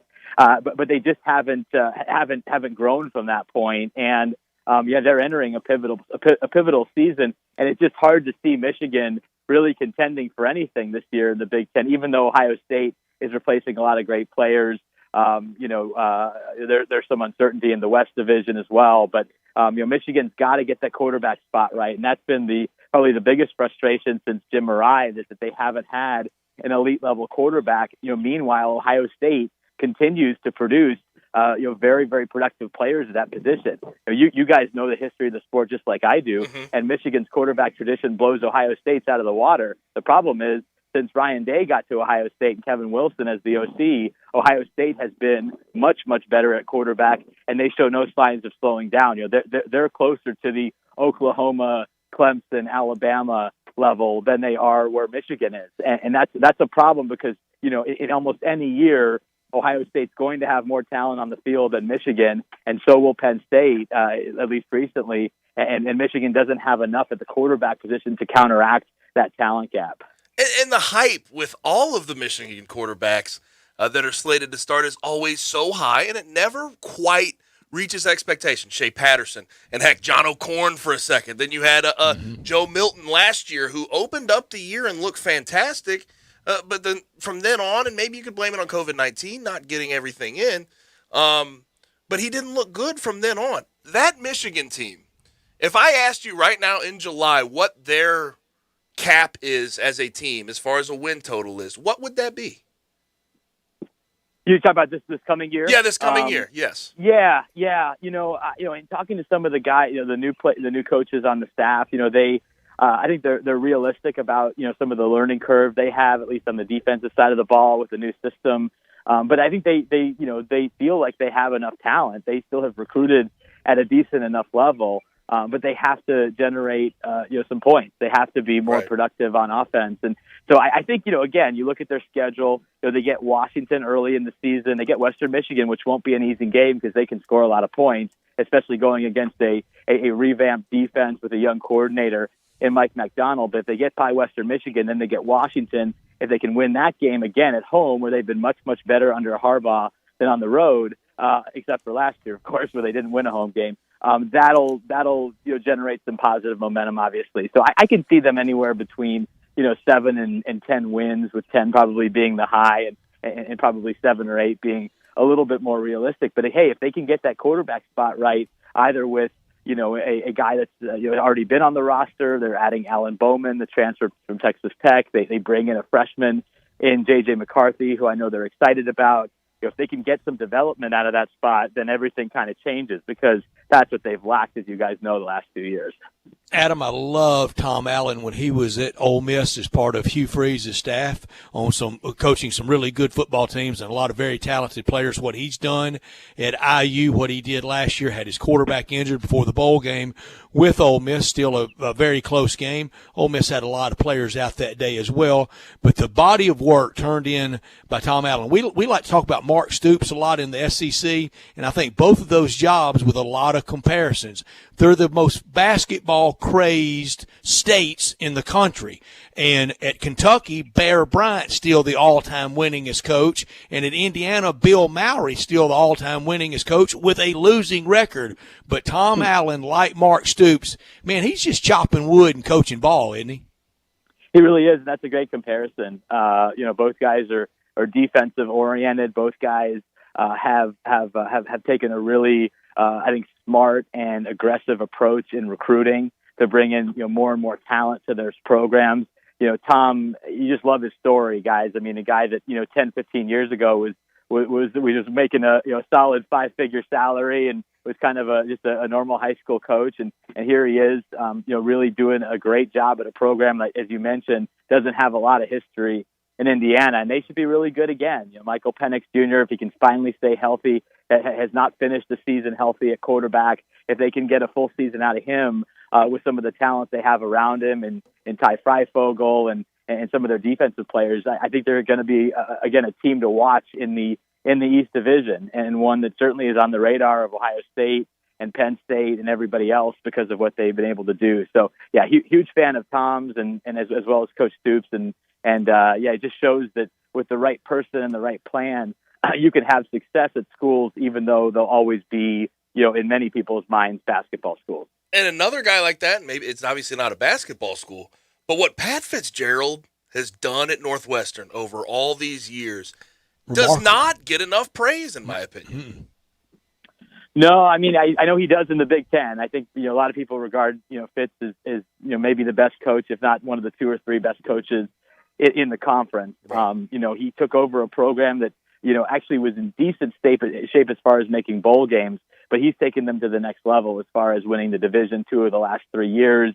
They're consistently finishing in the top 25 or, winning 7, 8, 9, 10 games a year. Last year they were finished in the top 10, which is huge for their program. And they've built their they have a facility now that's one of the best in the country, so they're able to recruit at a high level. And their next step is clear. They've got to win the Big Ten. Pat played for 2 Big Ten championship teams. His predecessor Randy Walker won a share of the Big Ten title in 2000. So that's the only thing he hasn't done is actually win the Big Ten. Now it's going to be hard because you're probably going to have to go through the Buckeyes, but they've shown they can at least get to that stage. And Adam, it was great, that 1995 season, Rose Bowl, playing USC, and one of the cutaway shots in the crowd from the ABC cameras was a Northwestern fan holding up a sign. So this is what Pasadena looks like on January 1st. Yeah, no, I mean that it's great still a season. It's still a season people talk about. I did a little moderation call a few months ago with Gary Barnett and Darnell Autry and Barry Gardner, who are all a part of that team, obviously. Steve Schnur and Steve Schnur, who I know a little bit just being around the program, and so there's still a lot of pride in that season and what they were able to do because the program was just so unprepared for all of the hype and the different things that came along with it. But obviously, and my man Brian Musso running back punch that day, the son of the Italian stallion, Johnny Musso. There you go, for sure. Great player. And you mentioned that facility. Brett, have you gotten to see that thing that they have at Northwestern now? No. Right on the lake, beautiful, windows wide open, overlooks the lake from an indoor facility. It's absolutely unbelievable. So big picture with the Big Ten. We know Ohio State is on top until proven otherwise. That's where it starts. There's nobody that's going to dethrone them. I don't see it this year. C.J. Stroud is a question, but I don't think that big of a question considering Ryan Day's track record over the past couple quarterbacks. Who is going to be duking it out for second there in the Big Ten this year? Yeah, well, I think, again, in the division, I think you got to look at Penn State. They do return a quarterback in Sean Clifford. I know they didn't have the season that they wanted to last year, but talent-wise, they've been the closest to Ohio State. They've been able to match up best with them on the field. They have a new offensive coordinator again, and Mike Yurcich coming in from Texas. He had coached Justin Fields at Ohio State back in 2019 when Fields had just an unbelievable season. So I would certainly look out for Penn State as well as Indiana in the East, and then we'll see what we get from Michigan. And then in the West, I think, again, one thing to keep in mind is Wisconsin has never gone 2 years without making the Big Ten championship game since they've had a Big Ten championship game. So even though they were down last year a little bit, I think there's reason to think Wisconsin will bounce back. I also really like Iowa. You look at Iowa on paper since they've made the Big Ten championship game in 2015, they absolutely should have been back at least once, if not more. And for whatever reason, they haven't found their way back to Indianapolis. But I like them as a really strong team. I think Minnesota will be better this year. I like Northwestern, as always, because of what they've done, and we just talked about it the last 5 or 6 years. And so I think it'll be, again, always a very competitive race in the in the West, but I would put Wisconsin and Iowa right at the top. Adam, thank you so much. We got to do it a bunch. It's so fun to talk college football and Big Ten with you. You can feel and you can read and you can see the passion that you have for it. Have a good Big Ten media days, good rest of your summer. Let's visit soon. Thanks, Adam. All right, sounds good, guys. Appreciate you. I'll see you. You got it. Adam Rittenberg from ESPN. And a great Twitter follower. You can hear the passion for him. You think of the bodies of work that saying turned in the Big Ten. Tom Allen, Pat Fitzgerald, Paul Chryst. I mean, those guys. Kurt Ferentz. Two coaches at Iowa from Hayden Fry to now. That's what I was going to mention. Stable program. Very as stable as it gets. I mean, and you really had that with Mark D'Antonio for a long time at Michigan State. Now that's changed a little. And there's in some of these places they've been marred by controversy. There's been a lot of things behind the scenes at a lot of these institutions in general that have gone bad and gone sour. But generally speaking, when it comes to football coaches in the Big Ten, especially at those top half programs, they have been consistent. They have gotten to stay there a long time. That's my point. Some SEC places would be well served to get with something and stay with it instead of trying to find the new hot coach of the year and hiring and firing coaches. It's just been too much of that at a lot of places. Ole Miss is one of them. I mean, and maybe now Ole Miss has it right, but it's just been way too much of that. Arkansas, Tennessee's kind of in that cycle now. When we come back, we round out hour number 1. We get back hour number 2 rather. We get back to NBA Finals talk. That's next on Sports Time. We are Sports 56 WHBQ. Listen to us daily on AM 560, 98.5 FM, and 96.1 FM. Hi, this is John Conway with Conway Services. How old is your water heater? With most of the water heaters in the Mid-South located in the attic, the worst day you can replace your water heater is one day too late. It may be time for a tankless water heater from Conway Services that never runs out of hot water. Plus, these energy-saving models only heat the water you use, saving you money on your gas bill every month. Most 10-year-old water heaters were about 65% efficient when they were new, compared to a tankless water heater from Conway Services that's up to 98% efficient. Plus, right now, get your tankless water heater from Conway Services for as low as $79 per month. Or I'll give you $250 for that old tank water heater. And no more worrying about that tank bursting in your attic either. And with over 8,000 5-star reviews, Google guaranteed Conway Services will be providing great customer service every time. So call Conway Services, the Mid-South's premier heating, cooling, plumbing, and electric service company at 384-3511. And the first 30 callers with a 10-year-old water heater will come out and inspect it absolutely free. 384-3511. Conway Services. Call Conway today.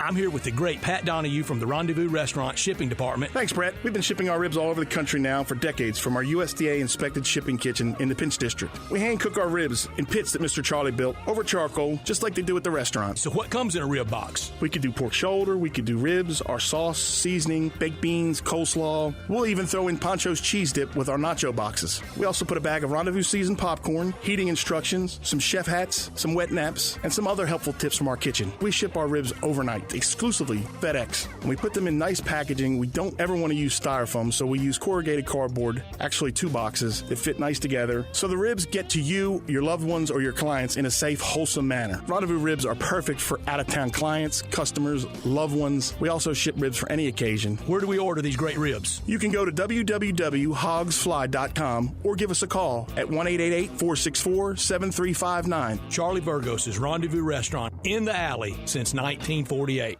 Did you know nearly 40% of men under 40 and over 75% of men over the age of 40 experience sexual performance concerns? At the Memphis Men's Clinic, their experienced physician performs a comprehensive evaluation that determines which specific issues may interfere with your sexual performance. These issues can vary and range from anxiety to medical issues, low testosterone, or erectile dysfunction. The Memphis Men's Clinic has evaluated hundreds of men of all ages over the years and reestablished a normal sexual life. The Memphis Men's Clinic will work aggressively to resolve issues and allow you to restore your sexual health and overall well-being. That's the Memphis way. If you're 20 years old or 90 years old, come and get cared for the Memphis way. Treatment that's based on your specific needs after a professional clinical evaluation by their experienced board-certified physician. Call the Memphis Men's Clinic today at 901-443-0475 or visit memphismensclinic.com.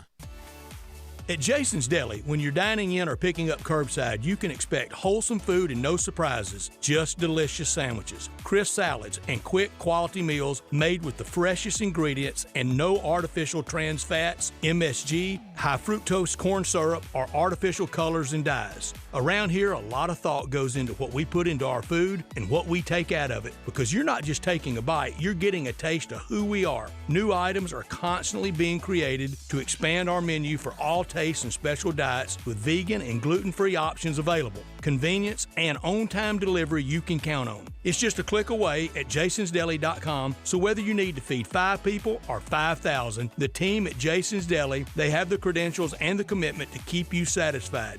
Freshness is nearby at Jason's Deli with locations at Ridgeway in the Park Place Center, Poplar and Highland, Germantown Road in Cordova, and on Goodman Road in Olive Branch. Jason's Deli. It's wholesome food and no surprises. Now, more of Sports Time on Sports 56 with Wolo and Stats. This hour of Sports Time is brought to you by Homer Skelton Hyundai. Here once again are Dave Woloshin and Brad Norsworthy. Gabe, I'm very guilty of this. Dave, not nearly as much as I am. I'm very guilty of this. Without a championship, I look at players differently. I think you have to have that kind of for the full closure. Yeah, Ted Williams is Ted Williams, and he never won one. Tony Gwynn never won one.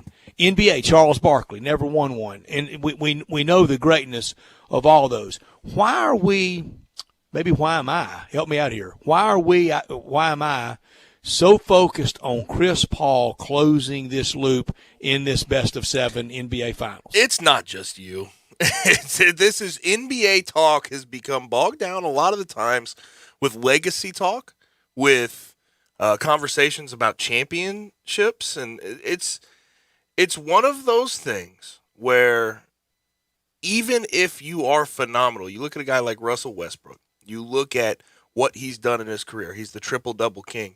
Yet when he retires, people will absolutely lambaste him for not having that championship. He will never be on the level of some guys who do have that championship. So that's why when you look at Chris Paul's legacy, you want him to get it because you know how good he is.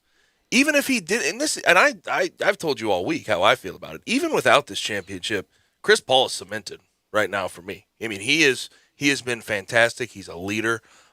He's a great offensive player, great defensive player, very unselfish in every step of the way. He's done a great job. We mentioned it earlier with the Players Association. So his legacy is cemented to me, but that championship does absolutely make it sweeter for a portion of NBA fandom. You alluded to this yesterday. Do the NBA, do they get a little more because it's 4 other teammates, 5 out there, instead of 9 or 11 like baseball and football? Oh, yeah, they get more because an individual. Little more individual. An individual in an NBA game can take over. He can absolutely take it. We've seen it with LeBron. You can't MJ. set a screen for yourself. Very you true. You can't pick and pop without Very it. true, but how many of the greats could go do it without a screen, without anything?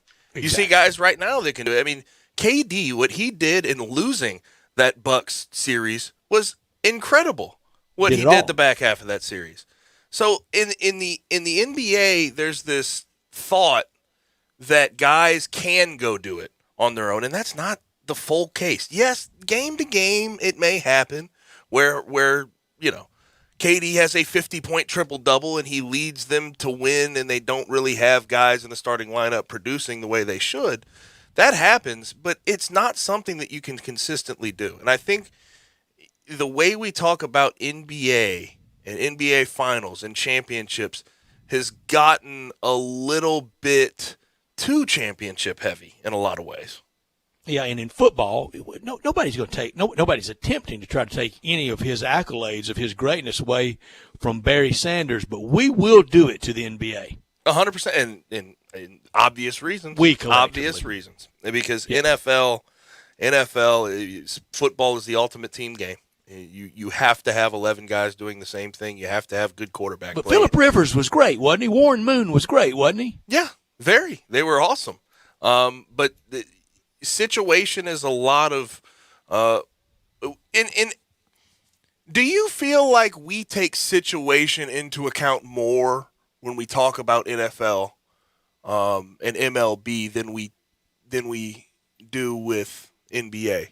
I know we do. Yeah, I feel like in the NBA, in the switching teams conversation, they call people cowards for going to other teams. KD had to deal with it. LeBron had to deal with it. The old contrast was, if Emmitt Smith had been a Detroit Lion and Barry Sanders had been a Cowboy.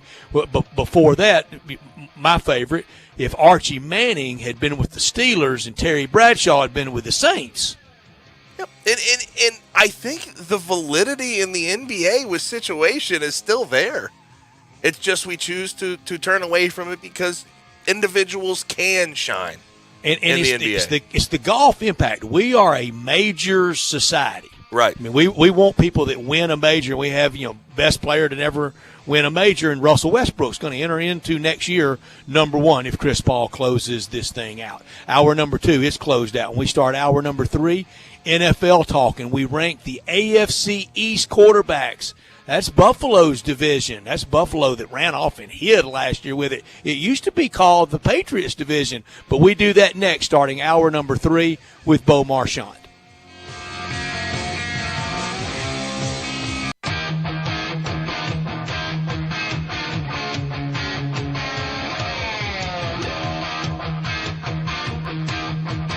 They've raised the bar again at Homer Skelton Hyundai and Genesis of Olive Branch. I like to say this is the new standard, the way car business should be done. And to prove it, out of 355 dealers in America that sell Genesis cars, the one in Olive Branch, Genesis of Olive Branch, was top 50 in the country, top 10 in the region, and number 2 in the district. And guess what? They want to be number 1. That means there are opportunities out there for you. It's the safest, and every new, latest bit of technology that makes the experience of driving a car better, they've got it at Genesis of Olive Branch. If we start with the G70, the highest performing car I've ever owned, all the way to the G80 or the G90, the biggest of the sedans, you'll love everything about the car. If you would like to try the new SUV, the GV80, you call Vinny Gerard at 662-890-6684. He will bring it out to you. It's finally time to get out of the house. So make sure you stop by Family Leisure with great prices on in-stock and incoming products. Keep the kids active with play gyms, in stock, ready for delivery. And by the way, installation from the pros, I always recommend that. Markdowns on remaining game room products and those beautiful massage chairs. And the hot tubs, they're going fast. Get out of the house and get to Family Leisure. Wooden Road and I-40, where family and fun come together.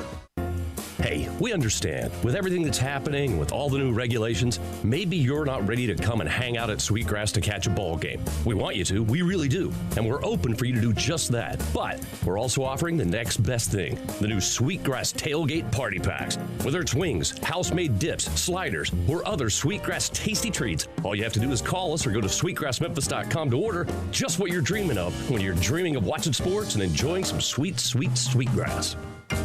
With double the seasoned beef and a large drink all for $5, Taco Bell's Grande Nachos truly deserves a Grande intro, perhaps with a Grande beat box. Said it's crunchy, cheesy, beef. Actually, that sounded better in my head. Go get the $5 Grande Nachos before they make a every exit. Nope. Only at Taco Bell. At limited participating locations for a limited time only. Price and participation may vary. Tax extra. Drinks excludes freezes. Double the seasoned beef as compared to the Nachos Bel Grande. Action247.com is your Tennessee sportsbook for same-day pay. Action247.com. Local, legal. A sportsbook by Tennesseans, for Tennesseans. Win a little or win a lot. Action247 has same-day pay. The other guys make you wait for your winnings. No more waiting with Action247 same-day pay. Visit us online at Action247.com. Local, legal. Action247. You got action. Problem gambling? Call 1-800-889-9789. I know the sweetest thing in Memphis, and I know it's been around for 115 years. You know, I'm talking about Dinstall's, and it's time to stock up heavy on Cashew Crunch, Heavenly Crunch, Turtlettes, all of your favorite Dinstall's treats. So easy to get. The sweetest thing in Memphis, all you have to do is head to Laurelwood or head to Germantown and Poplar right across from the hospital, or go where they make the candies. That's on Pleasant View. There's nothing that says Memphis better than Cashew Crunch with that little tinge of coconut, or the Turtlettes. Let's face it, there's nothing better than Dinstall's chocolate. That's the mainstay of all candies, isn't it? Milk chocolate, although their dark chocolate is pretty darn good. And if you get the peppermint with the dark chocolate and put it in the freezer, you're going to love it. So many ways to love Dinstall's. Stock up heavy on all of your favorite Dinstall's treats. 115 years of making Memphis oh so sweet. Upgrade your commute at Acura of Memphis. Seize the thrill and test drive one of our award-winning models, each packed with cutting-edge technology, luxurious amenities, and a driving experience that's sure to awaken your inner self. Driving shouldn't be a chore, it should be an adventure. Advance your drive today, shop our aggressive lease and finance options now. Luxury is waiting at Acura of Memphis, or shop online 24/7. Visit AcuraofMemphis.com. We are Sports 56 WHBQ Memphis, W253DF Memphis, and WIVG Tunica Memphis. Flynn Broadcasting Stations. Welcome back to Sports Time on Sports 56 with Wallo and Stats. This hour of Sports Time is brought to you by DeSoto Auto Sales. Here once again are Dave Woloshin and Brett Norsworthy. Mr. Big Voice Announcer Man was mostly right. Indeed, this hour is brought to you every day by DeSoto Auto Sales. But no Dave today. He'll be back with us next Monday. Gabe Kuhn in with me all week, co-hosting so ably, and being produced by Bryant Dacus. I love this team we have assembled this week, this hour, indeed every day, brought to you by DeSoto Auto Sales. Down on Goodman Road in DeSoto County, 5704 Goodman Road, and they're very proud to serve DeSoto County and the surrounding area. Online at DeSotoAutoSales.com. Go online and check out all the cars and check out all the happy referrals from repeat after repeat customers and business through the years. All the cars test driven, all the cars checked out bumper to bumper, unlimited inventory of cars and trucks, every make, every model. And if it's not on the lot, they'll go out and find the car you want just for you. No shortcuts taken at DeSoto Auto Sales, where you're treated like family by kind, courteous employees, laid-back atmosphere, no high-pressure sales whatsoever. They care about your time, though, and they want you to enjoy the ultimate car experience because they know we live in a world today that time really matters. That's why you walk in, find the car or truck you want, test drive it, credit approved, paperwork completed. You're out of there in 45 minutes or less. That's a guarantee at DeSoto Auto Sales. They keep it simple. Again, online at DeSotoAutoSales.com. 5704 Goodman Road, 662-890-7184. Come on down to DeSoto County for that town and country experience at DeSoto Auto Sales. Bo Marchand, our guest at this time every Tuesday, talking the NFL, and I know he's excited because he sent me a screenshot, Gabe, with a confirmation from the Pro Football Hall of Fame, Pooh Bahs at Canton. It's on August 5th, 2 classes. How about bigger and better than ever. Bo, I know you're excited. I am. There's not, when I sent you that text earlier today, that really, we know training camp starts before the Hall of Fame game, but that's kind of like the first thing you really got to get your credentials in, because I think the limit, there was last week, the deadline. So that's the first thing that kind of, to me, starts the summer in terms of football, because you get that credential approval, and then you're going to Canton, and then, I won't be in Latrobe, prior to that, but usually I'm in Latrobe, and then I make my way to Canton, and then it just kind of snowballs out of there, and then the fun fiesta of football begins. So we're getting the double enshrinement. Does that mean so Isaac Bruce is going in this year, correct? I believe so, yes. So, okay, he's the 2020 class. Yeah, Jimmy Johnson's We have class. been waiting for that for so long here in Memphis. No kidding. I mean, those guys, they have to feel like I've waited all my life. And, if you're getting a little bit older, well, heck, all of us, it could be any day. Hurry up and get me in Canton before something happens. Yeah, it's going to be exciting. And I think, Thursday is the kickoff, Dallas and Pittsburgh, which should be a packed house in terms of those two teams and the way they travel. And then I think Friday night is one enshrinement, and then I believe Saturday is the other. So back-to-back nights, and it'll be interesting. We were texting earlier, with Peyton Manning going in, there's, like we mentioned, there's Hall of Famers, and there's just guys on another level, and I think Peyton Manning kind of reaches that. And I remember Brett Favre had a humongous setup in terms of cameras, but I know it's going to be different with COVID-19, but I think in terms of media presence and just people flocking to number 18, I think Manning would be the biggest guy that I see get in since I've been covering the Hall. It was so good, Brett Favre's ceremony, and I thought he was so honest and from the heart, and got up there and quickly threw the script away and just kind of went on the riff, as a lot of them do, and you get more comfortable with that. And he said about it early in his career, he point blank, he said, "I don't blame the Falcons for cutting me. I was drunk all the time." Yeah, that's what it is. Honesty sometimes is the best policy, especially once you reach the Hall. You can kind of maybe been to hell and back, secrets out, and look back and be thankful for where you're at.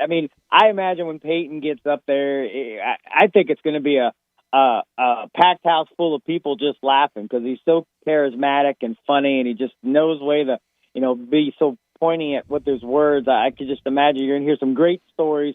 A lot of thank yous, but nonetheless, I just think his charisma and the way he's able to deliver his joke, I think it's going to be a lot of belly laughters. And when he looks over there at his dad, his hero, and his children, the twins, girl and boy, there's been some thinking that Peyton wouldn't get emotional. He'll get emotional.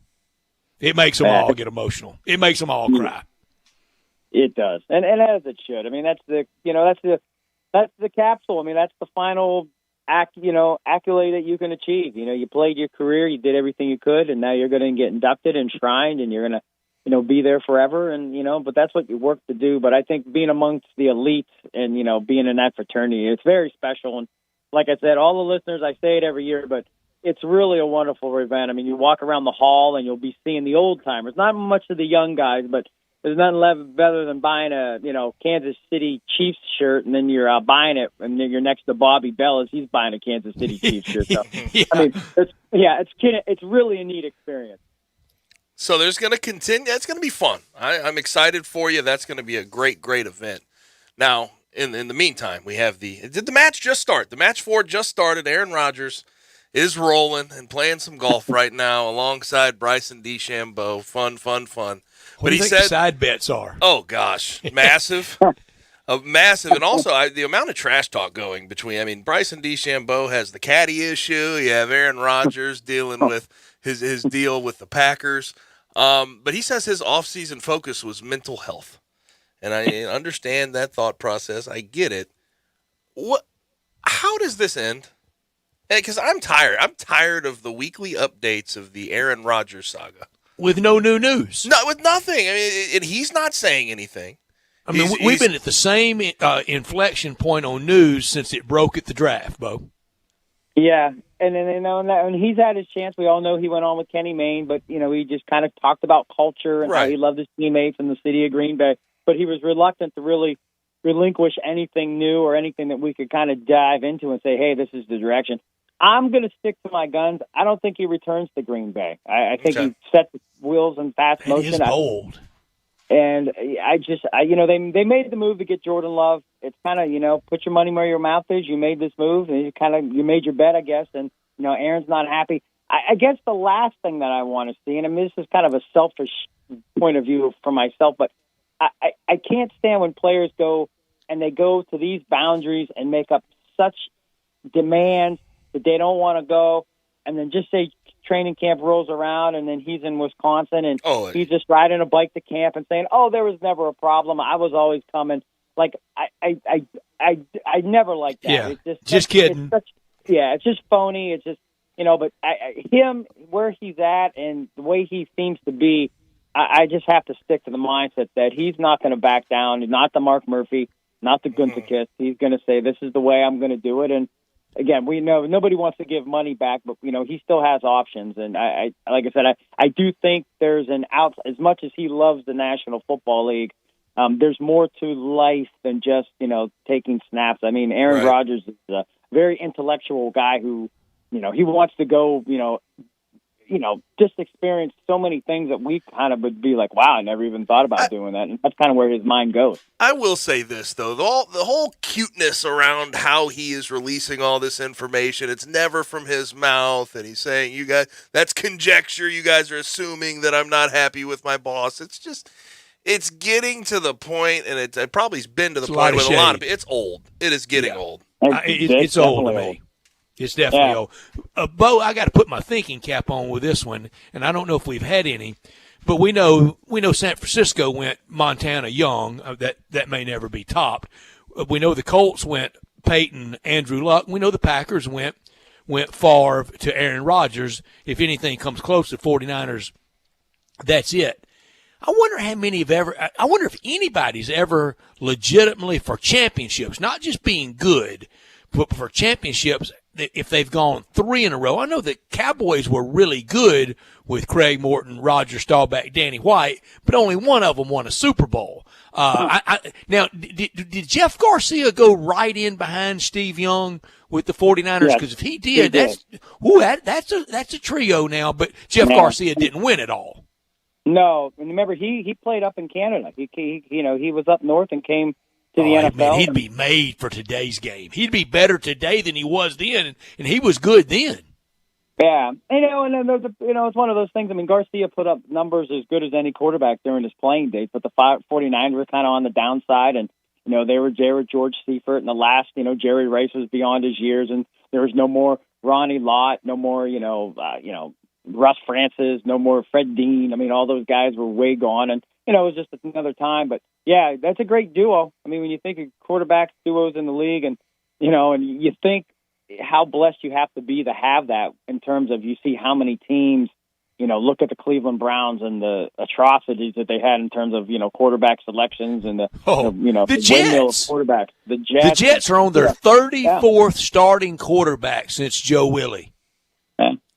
Yeah, you need a quarterback, and it's amazing, that you do see these quarterbacks, but there's the only thing you can do is, keep, plugging away and try to get one. And, I look at the Cardinals. They knew Josh Rosen wasn't the guy. The next year they took Kyler Murray. I mean, teams can do that now. And, I wouldn't be shocked if any, it's a shorter lifespan, just in terms of, because teams can move on from these contracts and they can unload these guys to other teams. I mean, look at Dwayne Haskins. If this was 20 years ago, I mean, Washington would have been, no pun intended, because they have the offense of the lines, but, they would have been stuck with, Dwayne Haskins, and they would have had to kind of ride him out, a la Heath Schuler. I mean, another bust draft pick out of Tennessee that never panned out. And that was on the cusp of their last Super Bowls. Remember, they had Heath Schuler, and they drafted Desmond Howard, and you thought, wow, the tradition is going to continue in Washington. This is the next coming of the offensive firepower. But they both failed miserably, and that was kind of the beginning of the end, if you will, under Snyder's reign.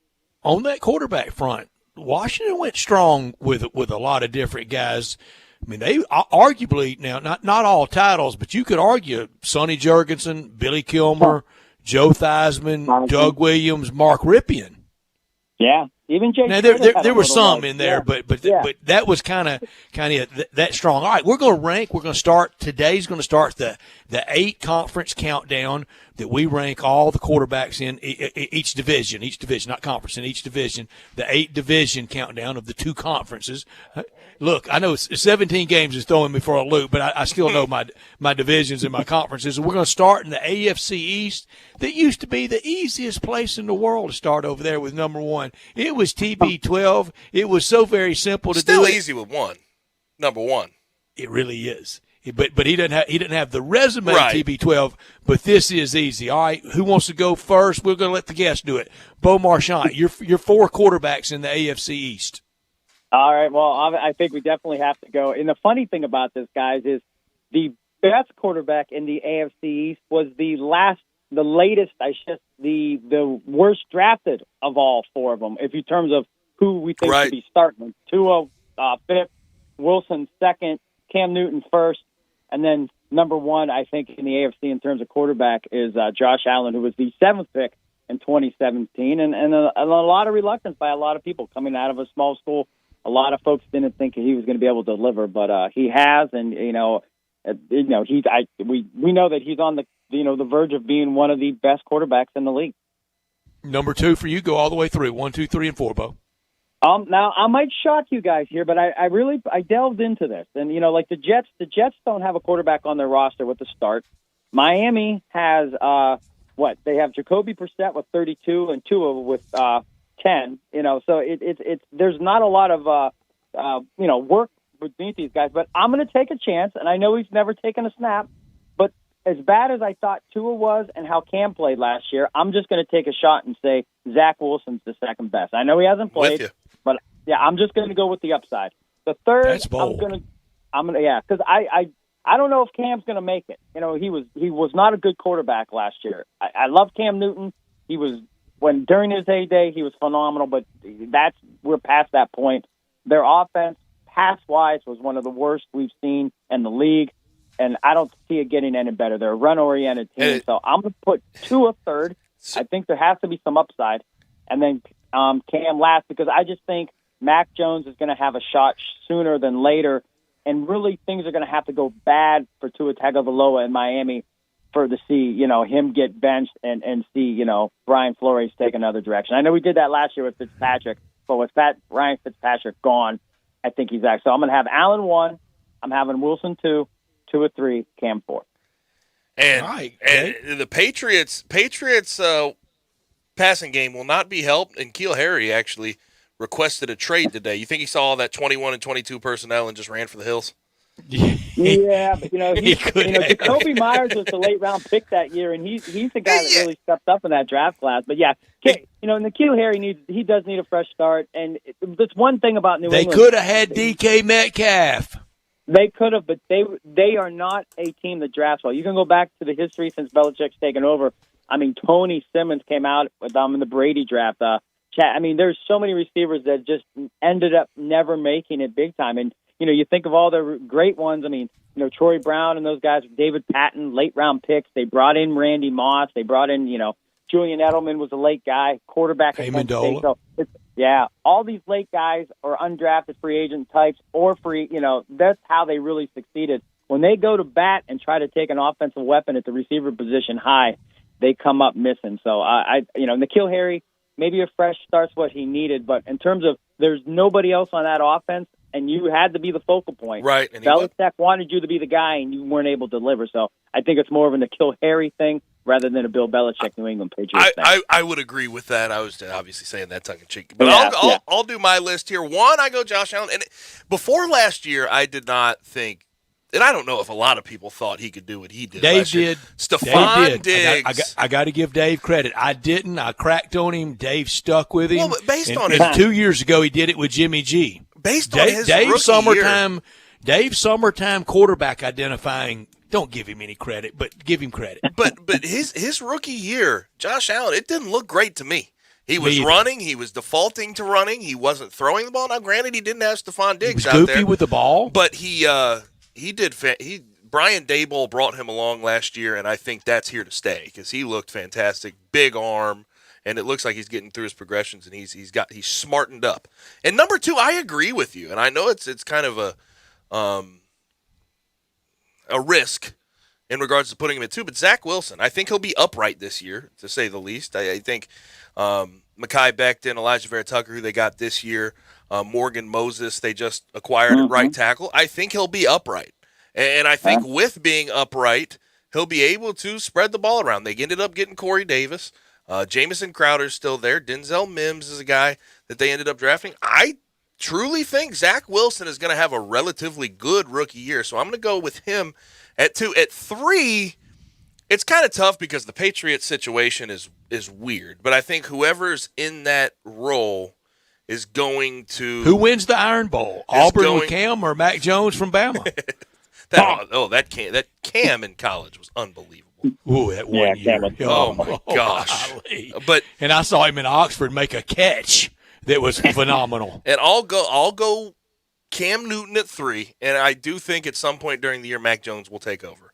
But I go Cam Newton at 3, and that's just because I'm not a big believer in Tua. I truly if Tua's 4, then he's a bust. If at the end of this year, if he's there at 4, then that's been a bust, and they've been hinting around it a bunch. All right, Bryant, give me yours, and then I'll give mine. Mine is almost identical to Gabe's. I got Josh Allen obviously at 1. I put Zach Wilson at 2. I love Corey Davis. I think this is going to be a great opportunity for him in a new place. I've got Cam/Mac at 3, except I don't know how long Cam's going to be in that starting role, if he even starts in that starting role. And then I got Tua at 4. I just think there's a lot of bad things going on down there with him. You know, the rumors in the offseason of them wanting to trade him. I just don't know if he will have as much confidence as he probably should have going into year 2. And it could be really, really blown. Look at the Bama influence on this division. You mentioned Brian Daboll and then Tua and Mac. Right.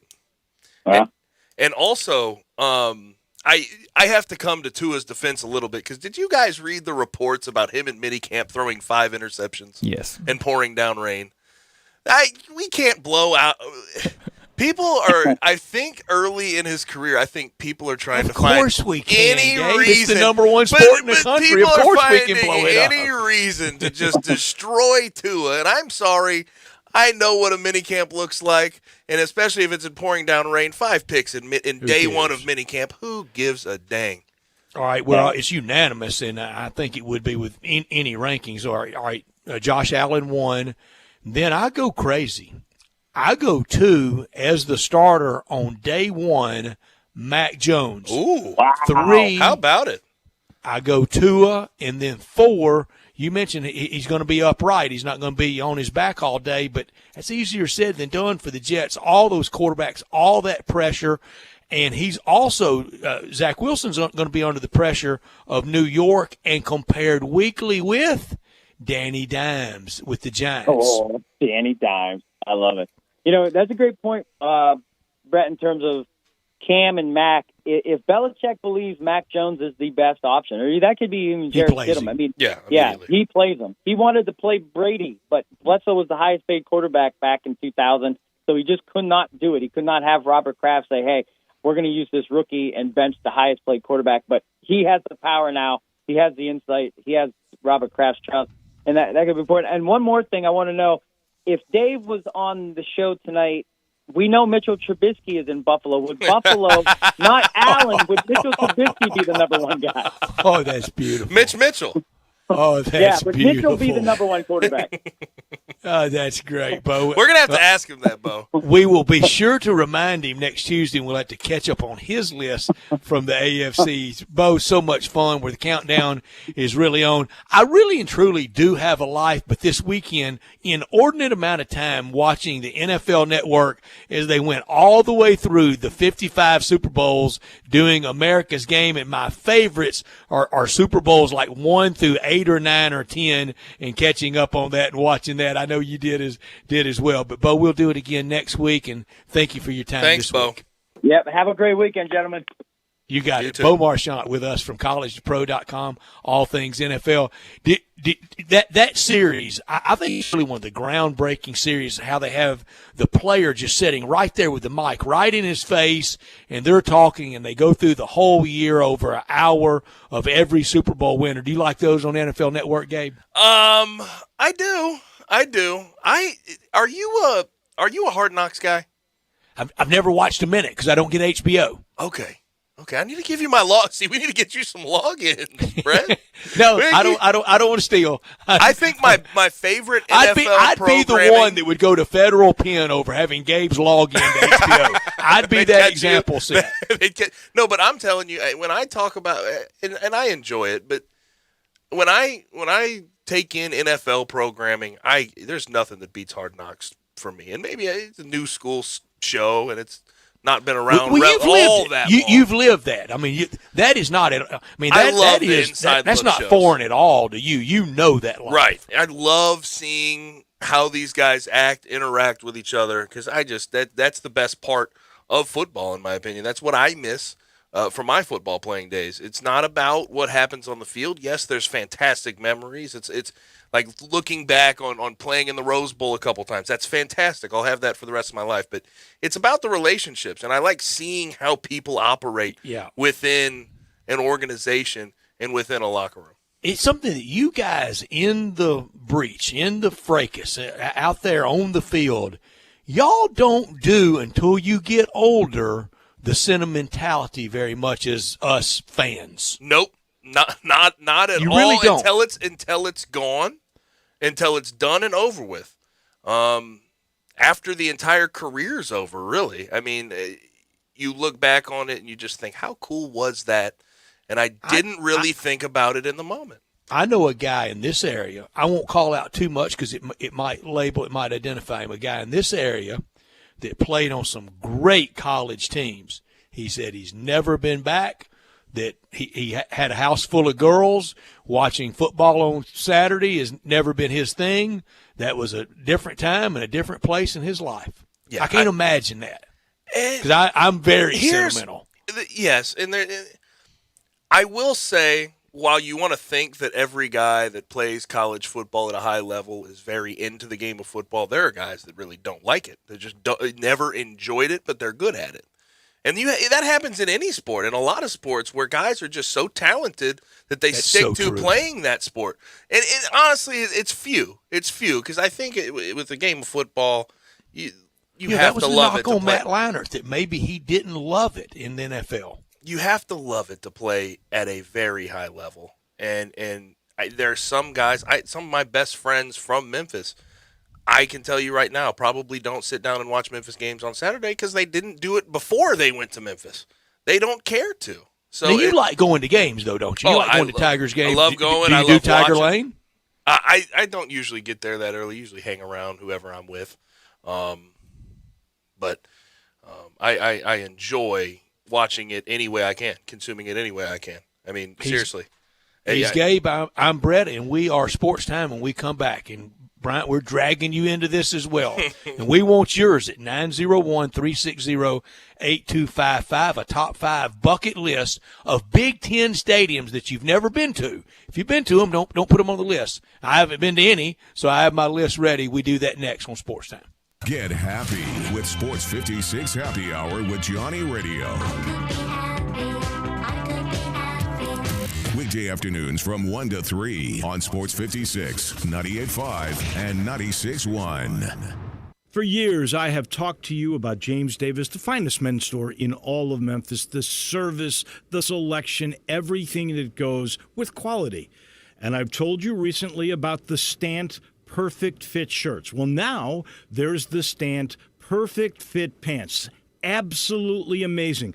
Only 2 measurements fed into a computer, and all of a sudden, you've got the perfect fit pants. And I'm talking everywhere. The leg, the seat, the bottom, all made to fit your body absolutely perfectly. And there's 80 different fabrics to choose from. You will find the right look, the right fit, almost instantaneously. They start at $162, but you will never find a better pair of pants than these at James Davis Men's Store. And the shirts are still there, and guess what? It's the only place in Memphis that you can find Stant. That's the James Davis Men's Store in the Laurelwood Shopping Center. Getaway Sports Bar, the best kept secret in town, open noon to 1:30 a.m. 7 days a week. Garvin, the owner, created this SEC NFL Dream Bar over 20 years ago. You'll never miss a minute of action. 10 TVs, 5 70-inch TVs for all the big games. Rack them up on 6 pool tables. Coldest beer in town, grab you a pool stick and get you some good bar grub. 100% Angus burgers, big and moist chicken tenders. Daily happy hour Monday through Friday, 2 to 6 p.m. with long neck domestics, $2.25. Getaway Sports Bar, 4632 Winchester. Hello? Hello, Mrs. Kuntz. It's the back left tire of your RV calling. Wanted to give you a heads up that I'm going to blow out on the highway later today. Wait, what? Says here I'm going to burst in the middle of rush hour. Well, can we reschedule? Sorry, our policy states that once we're scheduled to burst, we have to. We really pride ourselves on our commitment to blowouts. RV owners can't schedule when things go wrong on the road. That's why there's Progressive, a leader in RV insurance. Do you want a text confirmation when I burst? Think I'll notice. Progressive Casualty Insurance Company and Affiliates. Brian Elder's Roofing Solution. I'm Brian Elder. The great Kimmons Wilson of Holiday Inn had a slogan: the best surprise is no surprise. And that's so true. When I sit at your kitchen table, you're going to understand exactly what I'm going to do to your roof. From the underlayment to the hip shingles and ventilation, the flashing, the wood repairs, the cleanup, the crew safety, the warranty. It's amazing how many customers sign contracts being told none of that stuff. But the best surprise is no surprise. Insurance claims. Talk to your friends. More and more claims are being rejected, and only experienced claims specialists are getting those terrible decisions overturned. So if you don't hire me, please hire someone to manage the process with the experience to see it through. The best surprise is no surprise. 867-0303 or BrianElderRoofing.com. Call 867-0303. Brian Elder's Roofing Solutions. Welcome back to Sports Time on Sports 56 with Wallo and Stats. This hour of Sports Time is brought to you by DeSoto Auto Sales. Here once again are Dave Woloshin and Brett Norsworthy.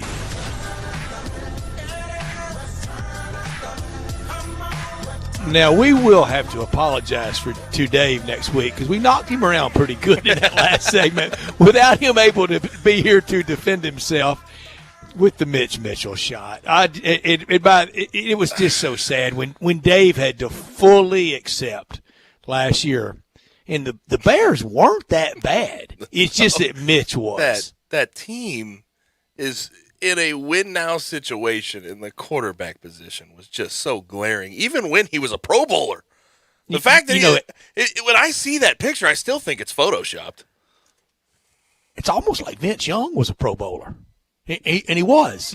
Isn't that hard to believe? It is. With that record in the NFL. You know, Gabe, I know you know this feeling, especially after now, were you counting the 16 hours before this last 2.5 hours, or is it now 18 and a half hours? No, it'll be 16 at the end. 16. Okay, yeah. I got you. All right, you have all the questions. You have everywhere you go. I swear I wanted to go here with Adam Rittenberg, and I'm sorry I didn't, and I'll have to.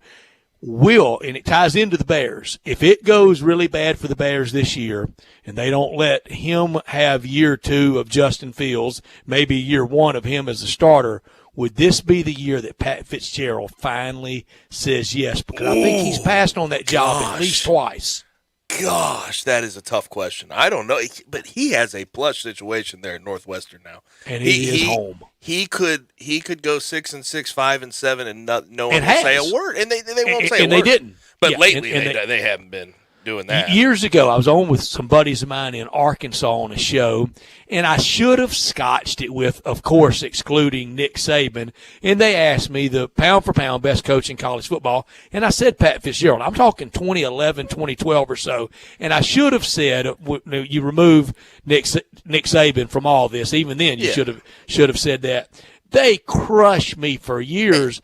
I think it's held up pretty good, excluding Nick Saban. And when you look at the college coaching tiers, and that's why I said it. And I know Adam did say in the Big Ten they give him his credit for what he's done. But when we talk about national writers, national media, and we do tiers of coaches, he never seems to be in that conversation below He doesn't. Saban when in the reality he is. He has to deal with a lot of things in regards to getting guys into that school with the academic side of it.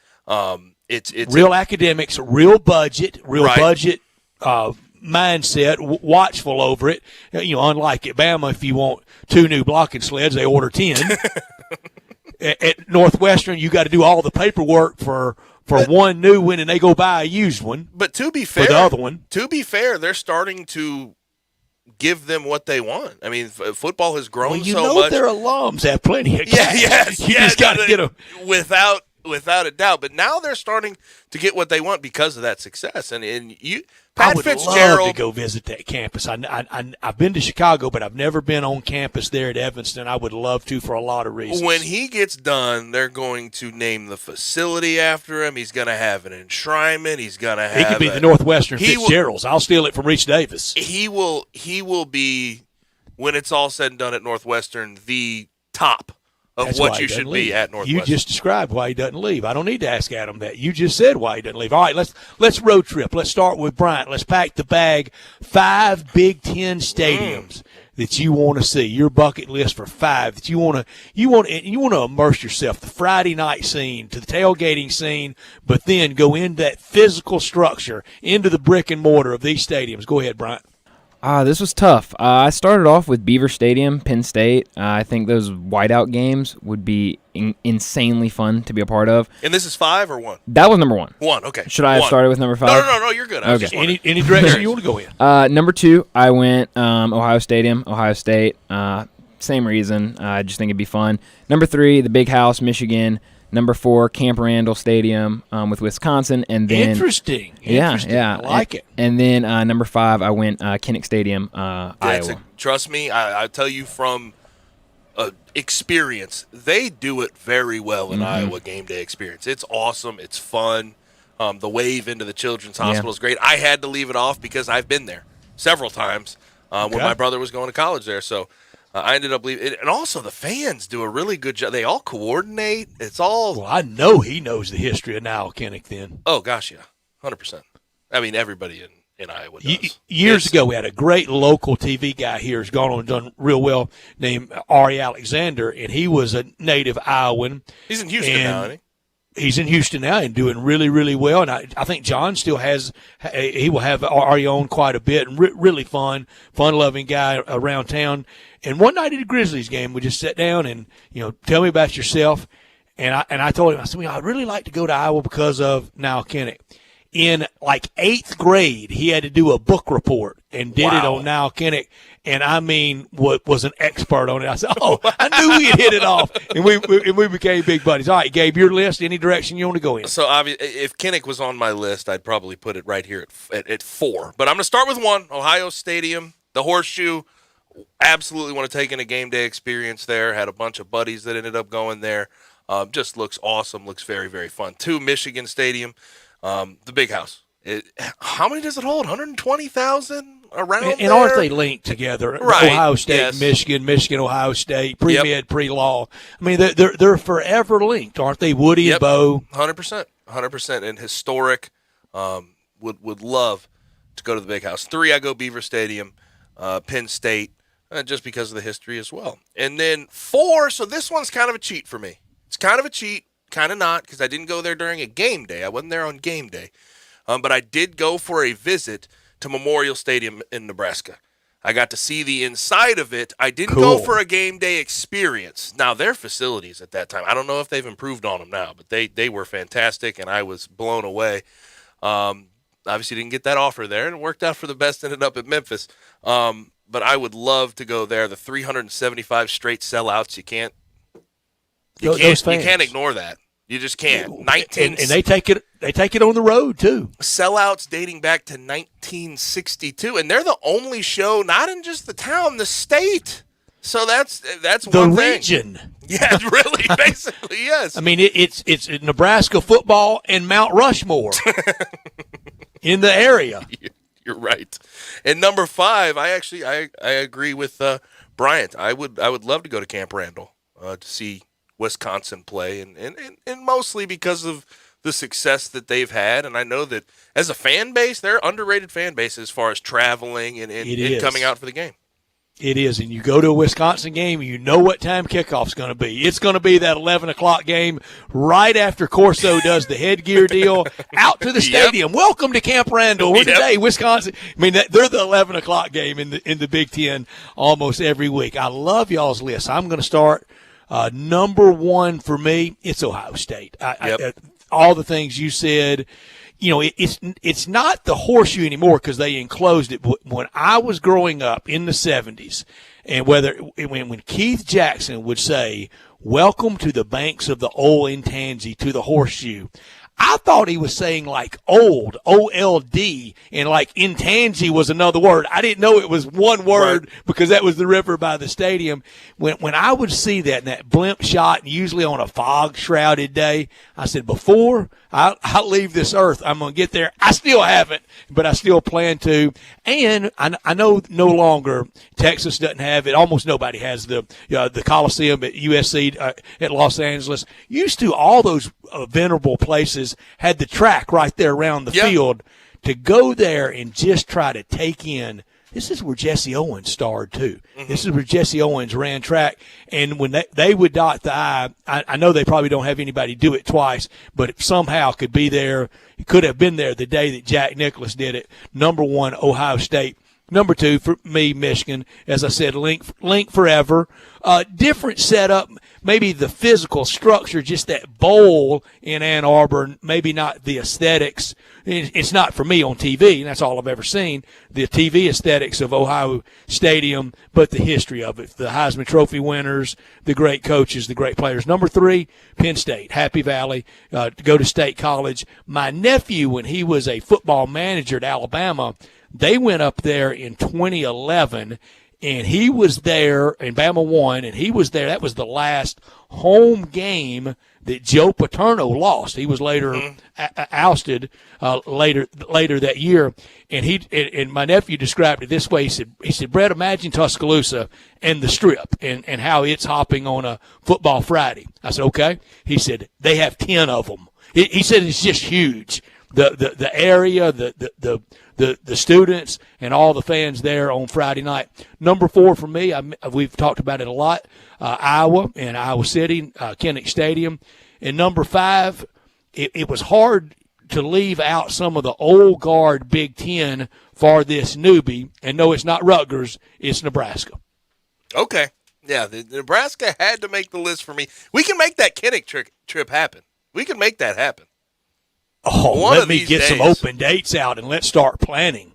We could make that happen, and it's the game day experience there. I'm not kidding. Is and there's so many. I would like to go to a game at IU. I would love to go to the old Oak and Bucket game when they play Purdue at IU with our friend Tom Ackerman from KMOX that went undergrad to Indiana, and I think they have Ohio State this year in Bloomington. And he said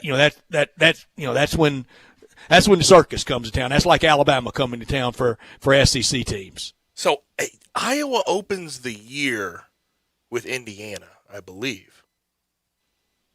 Iowa and Indiana, I believe, play each other to open the year. That's gonna be a really early Big Ten game, early Big Ten matchup. That's gonna be pretty important. I know the Cyhawk game is very early. Iowa State non-conference. I don't think. Let me check this out. I have to make sure. Iowa, Indiana starts off the September 4th, 2:30 at Iowa.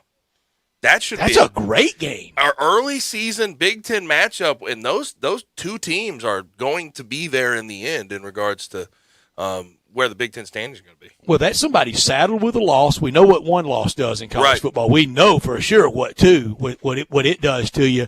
The defeated team coming out of that day largely playing spoiler the rest of the year. Yep. And hoping to kind of have the inside straight and get lucky. Yeah, that's gonna be a fun. I'm gonna keep my eye on that one. Now, Brian? You have the Iowa schedule. What date is Iowa State? Because that sorts out things nationally that day. That is the 2 weeks later on September 11th. My goodness, who made Iowa schedule, and why did Kirk Ferentz come back to play that? At Iowa State too. At Iowa State.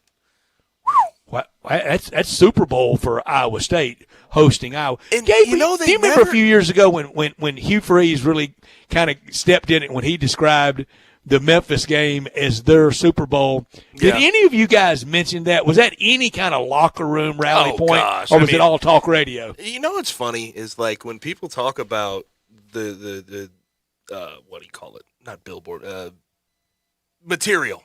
I'm losing my mind. Message board? Yeah, whatever. Message board material. Yeah. We post, I mean, the articles get Oh, printed out and put directly on the board when you walk in the locker room.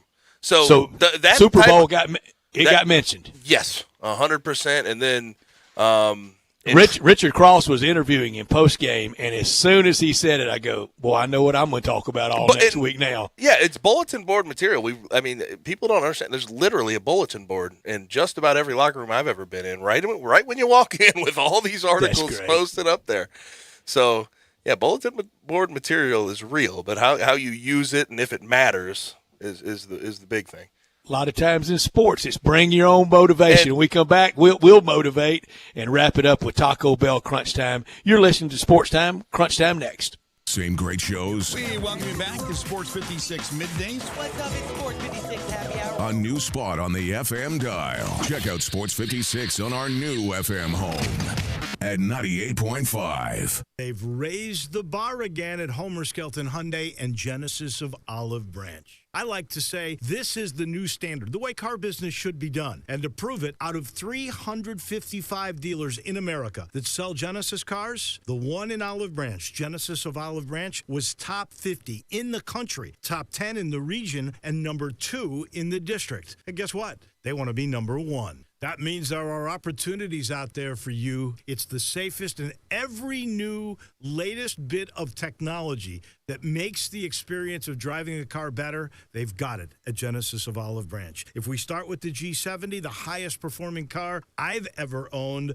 all the way to the G80 or the G90, the biggest of the sedans, you'll love everything about the car. If you would like to try the new SUV, the GV80, you call Vinny Gerard at 662-890-6684. He will bring it out to you. Grind City Brewing Company is taking care of beerness in Memphis. Grind City Brewing is the dream of a father and son duo to create a brand that delivers a high quality, great tasting, and easy drinking craft beer. And they've done it. The brewery sits high above the city elevation in uptown Memphis with 15,000 square feet of beerness, including a 5,000 square foot tap room. Grind City Brewing is committed to all things Memphis, including the Tigers.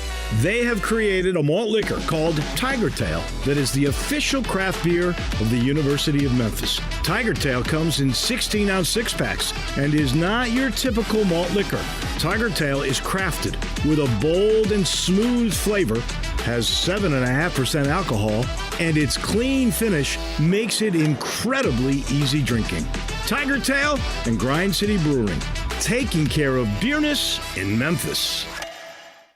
I'm Gary York. I'm the service director at Lexus of Memphis. Our service department wants to be more than just a place where you get your oil changed. We do glass repair, windshield replacement, recalibration of your camera and sonar systems, even wheel repair, tire replacement, all the things you would expect from a luxury automotive dealer. Please check out our website. You can schedule your appointment, check out our specials, hours of operation, or if you'd like to do it in person, please reach out to one of our associates at 901-271-5199.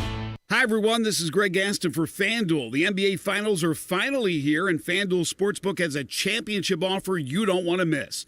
Because during the finals, new users get 30-1 odds on either team to win their next game. That means you can win $150 on a $5 bet. There are even more ways to win on FanDuel during the NBA Finals. And when you do win, getting your money is a layup. You'll get paid in as little as 24 hours. Plus, the app is so easy to use. Just sign up with promo code GASMAN to bet the NBA Finals with 30-1 odds. Once again, that's promo code GASMAN to unlock 30-1 odds on either team to win their next game, exclusively on the FanDuel Sportsbook app. You must be 21 or over and present in Tennessee. New users only. Must wager in designated offer market. $10 first deposit is required. $150 max bonus. See full terms at sportsbook.fanduel.com. If you have a gambling problem, call Tennessee Red Line at 1-800-889-9789. Nestled in the heart of East Memphis, located corner of Park and Cherry, is a beautiful residential neighborhood. I'm here at Town Village Audubon Park interviewing a new resident, Carolyn. Share with us why you chose Town Village. Well, if your parents or special friends need to make that big move, let me share with you my experience. It was tough for me to leave home, but then I discovered Town Village. I would like to highly recommend Town Village to you and your loved ones. After looking at all the amenities and meeting all the people and staff, I was hooked. From restaurant, bistro, 3 meals per day, housekeeping, transportation, security, health care, physical therapy, exercise room, and even a heated pool and spa. Come see us and make your new home at Town Village. Visit us and call Daniel at Town Village Audubon Park at 901-374-7342. There's no place like home, Town Village. Welcome back to Sports Time on Sports 56 with Wallo and Stats. This hour of Sports Time is brought to you by DeSoto Auto Sales. Here once again are Dave Wolosian and Brad Norsworthy. Come on, Muhammad, we hit fame. We beat you with the deal, we get insane.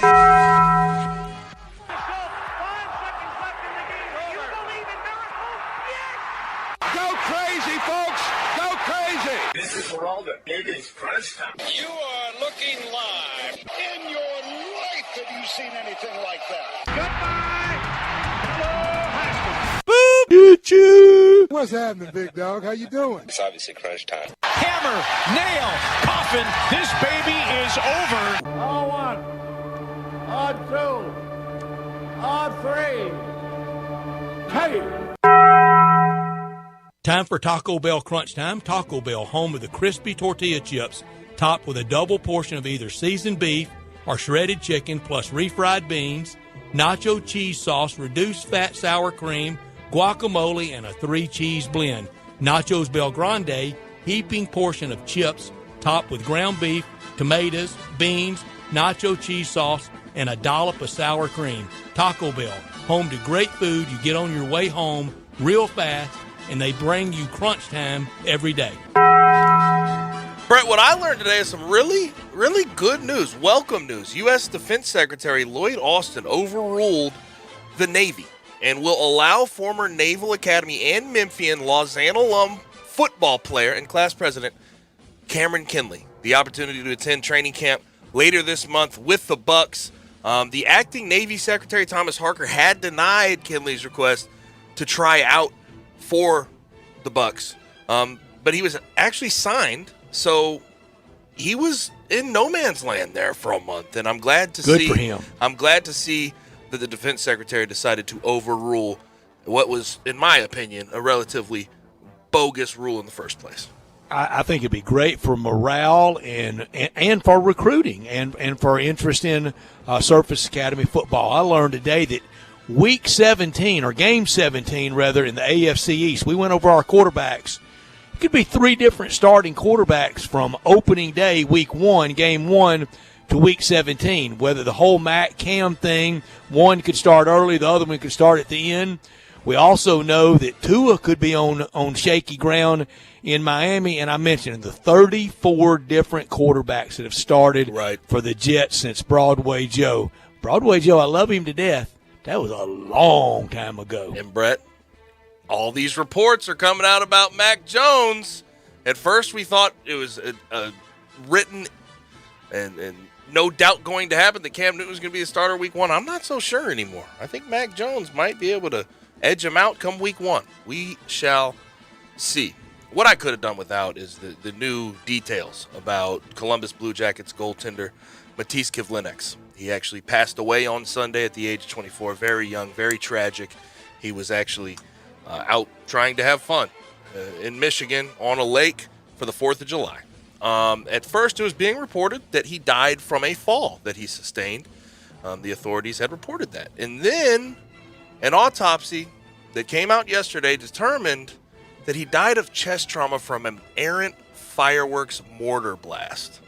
Police say that the mortar-style firework was tilted slightly and started to fire toward people nearby on Sunday night. He was sitting in the hot tub and got hit in the chest and fatally passed away because of that mortar firework.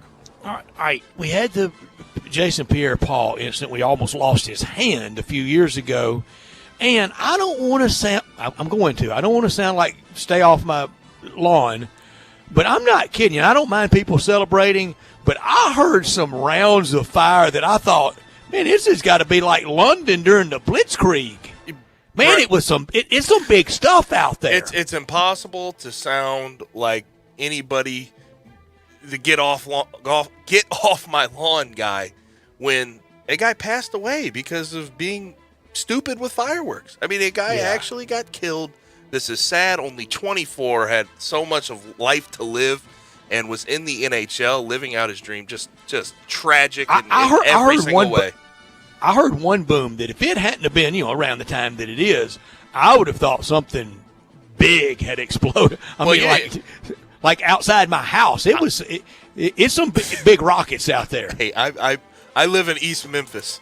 All right, I heard the fireworks from, I don't even know, 9 p.m. to about 3 a.m. the past 2 nights. And I want people to celebrate, especially after we've been through the last year, but to have that tragedy. I could have done without Dave Roberts, the skipper for the Dodgers. He recognizes Trevor Bauer will not be back before the All-Star break. He may not be back all year. He is innocent until proven guilty, but these headlines read awful for the Dodgers, for baseball, and for Trevor Bauer, and he will sit until there's full resolution. And he should. He absolutely should. And you look at what they've done in the past. Aroldis Chapman, Jose Reyes, Roberto Ozuna, Julio Urias, Domingo Germán was the recent one. You have to sit him. You have to put him on extended leave. This is a domestic violence situation. This is a sexual assault investigation. You have to keep him away from the clubhouse.